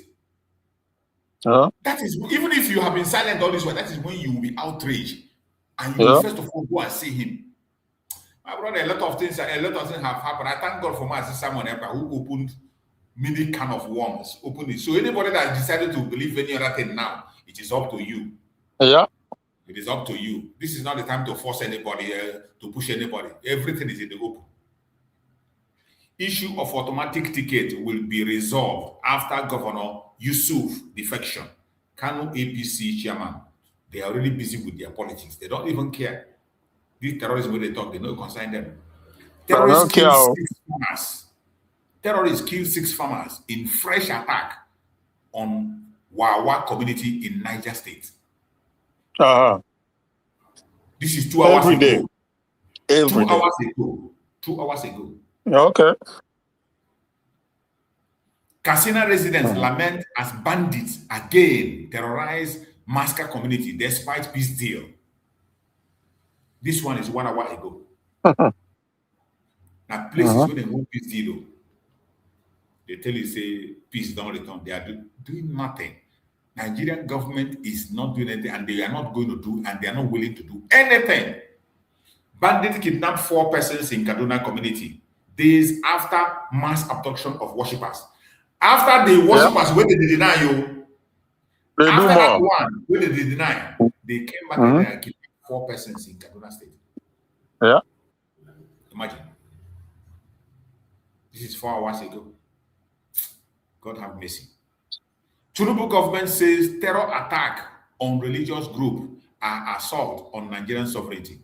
Yeah. You see grammar. Yeah. You see grammar. They think they are just to come online to come speak grammar and you go solve this problem. Yeah. These people are jokers. These are a bunch of jokers. Nigeria against sovereignty. Oh God. God have mercy. God have mercy.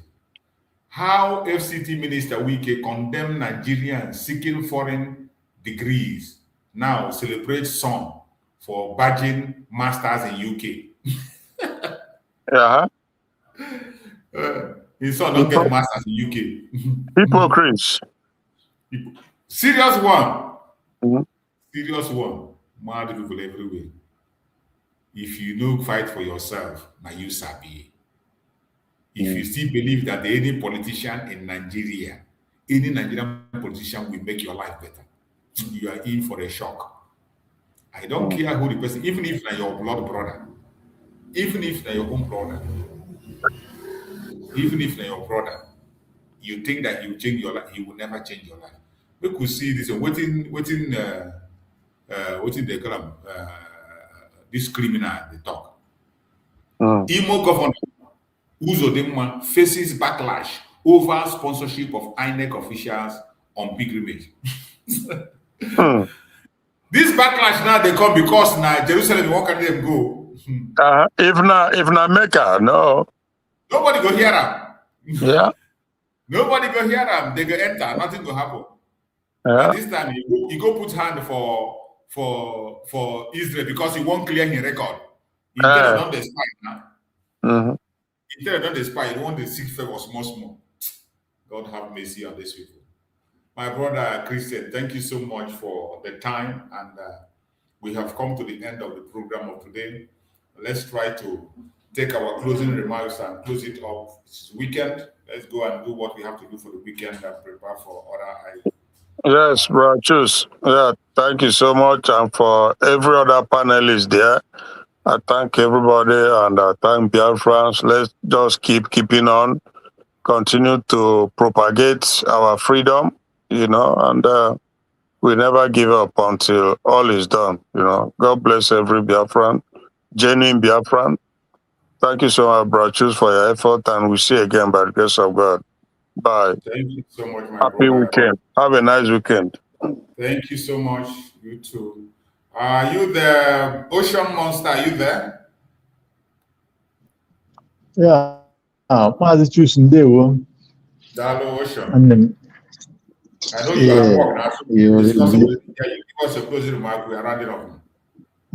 my brother, that is that. You have tried God is God all by himself.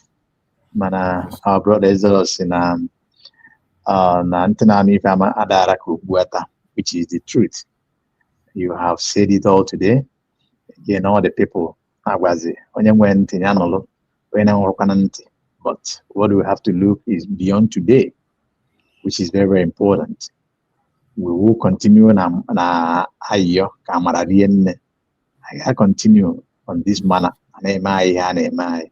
All of us, we have to stand up, because I have been the country and the other work for us. The country they work for us. So what we need to do is I'm going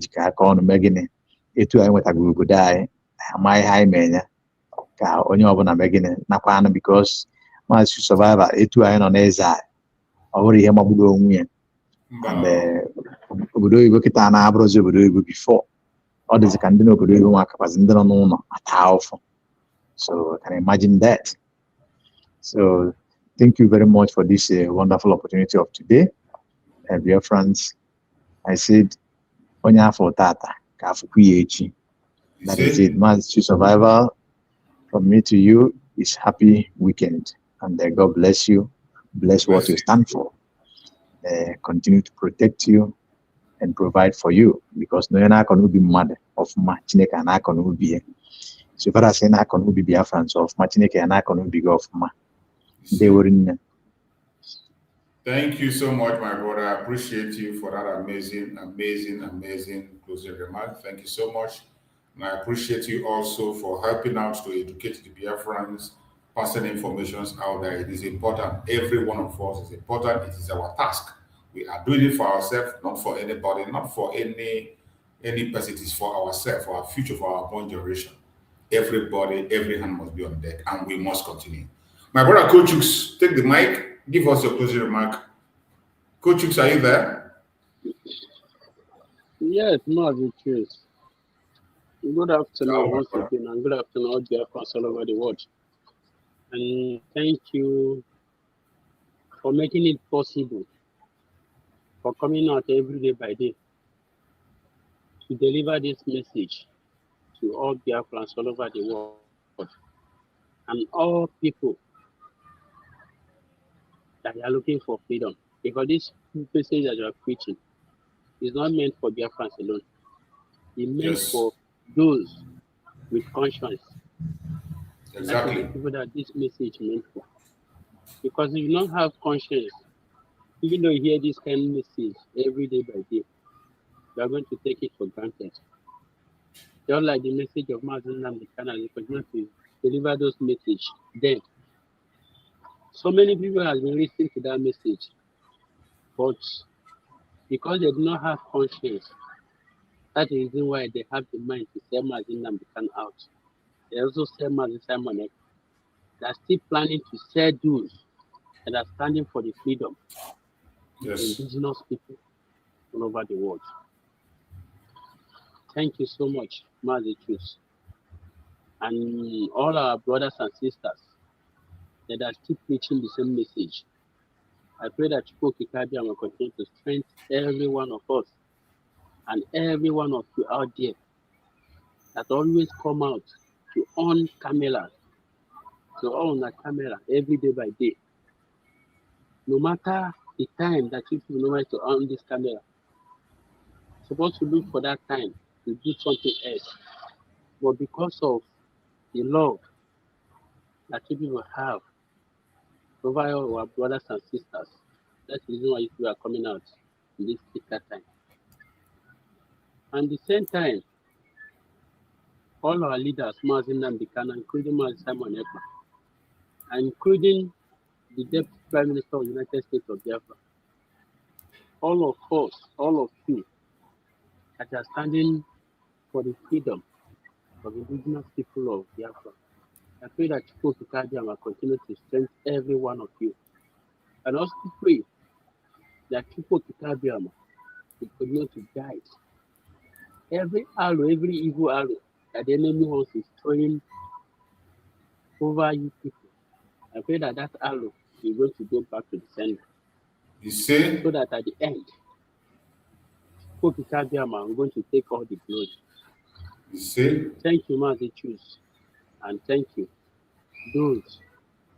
Put those in comment section. Thank you, every one of you, for coming out to listen to this message. Thank you, Mazi Nnamdi. Thank you so much, my brother. I appreciate you for that amazing remark, for helping out to educate Biafrans. We are just the ones managing the platform, and every one of you that is speaking here, you are doing a great job. I appreciate and I respect everyone that is coming out to speak. It is not easy. Many people are relaxing, doing one thing. Many of people that are speaking here, our brothers are speaking, some of them are speaking all the way from the homeland with all the difficult times. They will get the data, they will join. Some people who are living abroad, even in their working place, they will be in the working place and they are talking. all these things are commitments. I pray that Chukwu will guide and protect everybody. And I appreciate everyone that have liked and shared this program. Wherever you are watching, whether you watched us on TikTok, on Facebook, on YouTube, and you share this program, help to spread this gospel. May Chukwu guide and protect you. No evil shall befall you. We pray that everything that we ask for, we shall get. We pray for the guidance and protection of our Supreme Mazi Nnamdi Kanu and Prime Minister Mazi Nnamdi who are in detention.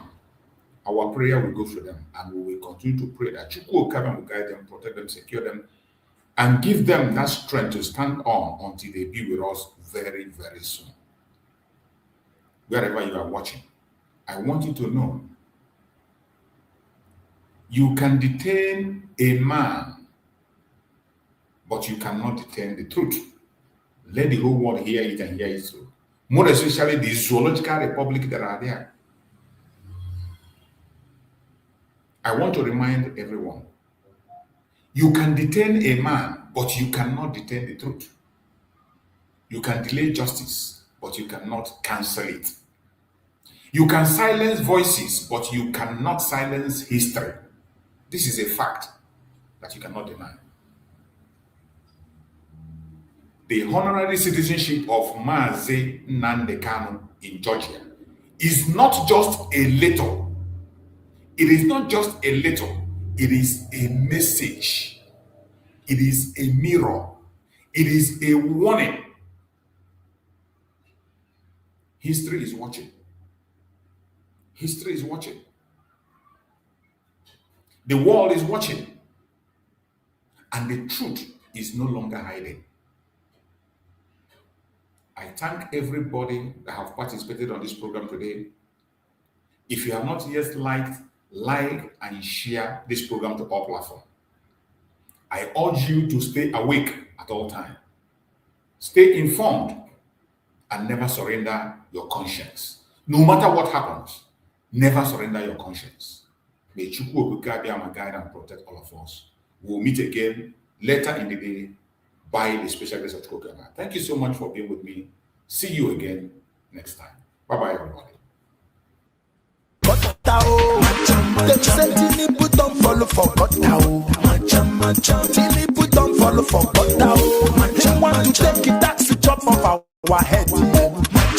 Senate House fall and the criminals, country military fall and the terrorists, injustice, on Photoshop forget law for inside court. Kangaroo Republic at the government. Abubakar Malami don't fall for God now. Him and EFCC put leg for shit. Them say Sheikh Kukumi don't fall for God now. Because Donald Trump don't come to Machamo. He go matching Boko boys, matching terrorists. As the government knows the way for kidnapping to stop. I make it don't fall for God now. They make Nigerians see one die for suffer.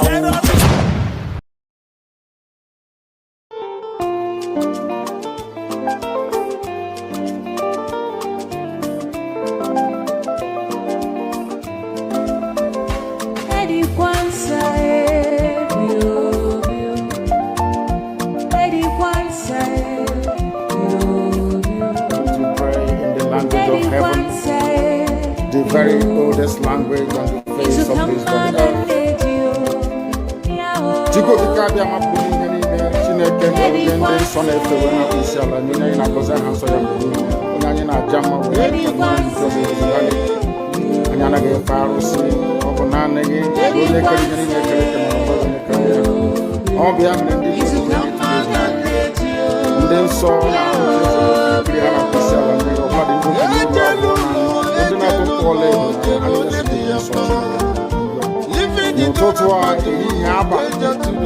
no one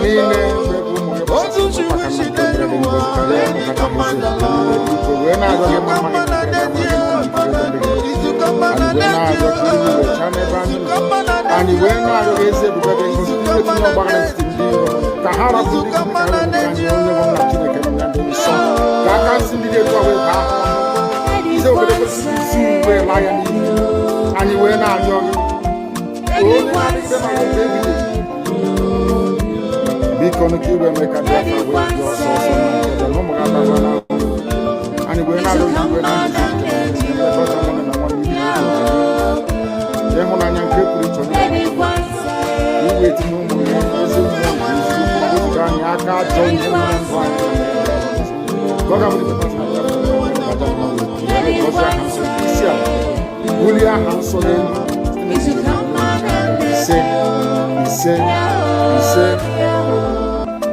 But you know what? They would like you to believe that Samarekpa is the cause of it. No. I am the solution, and the only way they can get to you is by kicking me out, which is not possible. I have come. Look with you. After I am done with Nigeria, Biafra will be free and enjoy freedom. Biafra will know the importance of freedom and what happens in 5 years to come.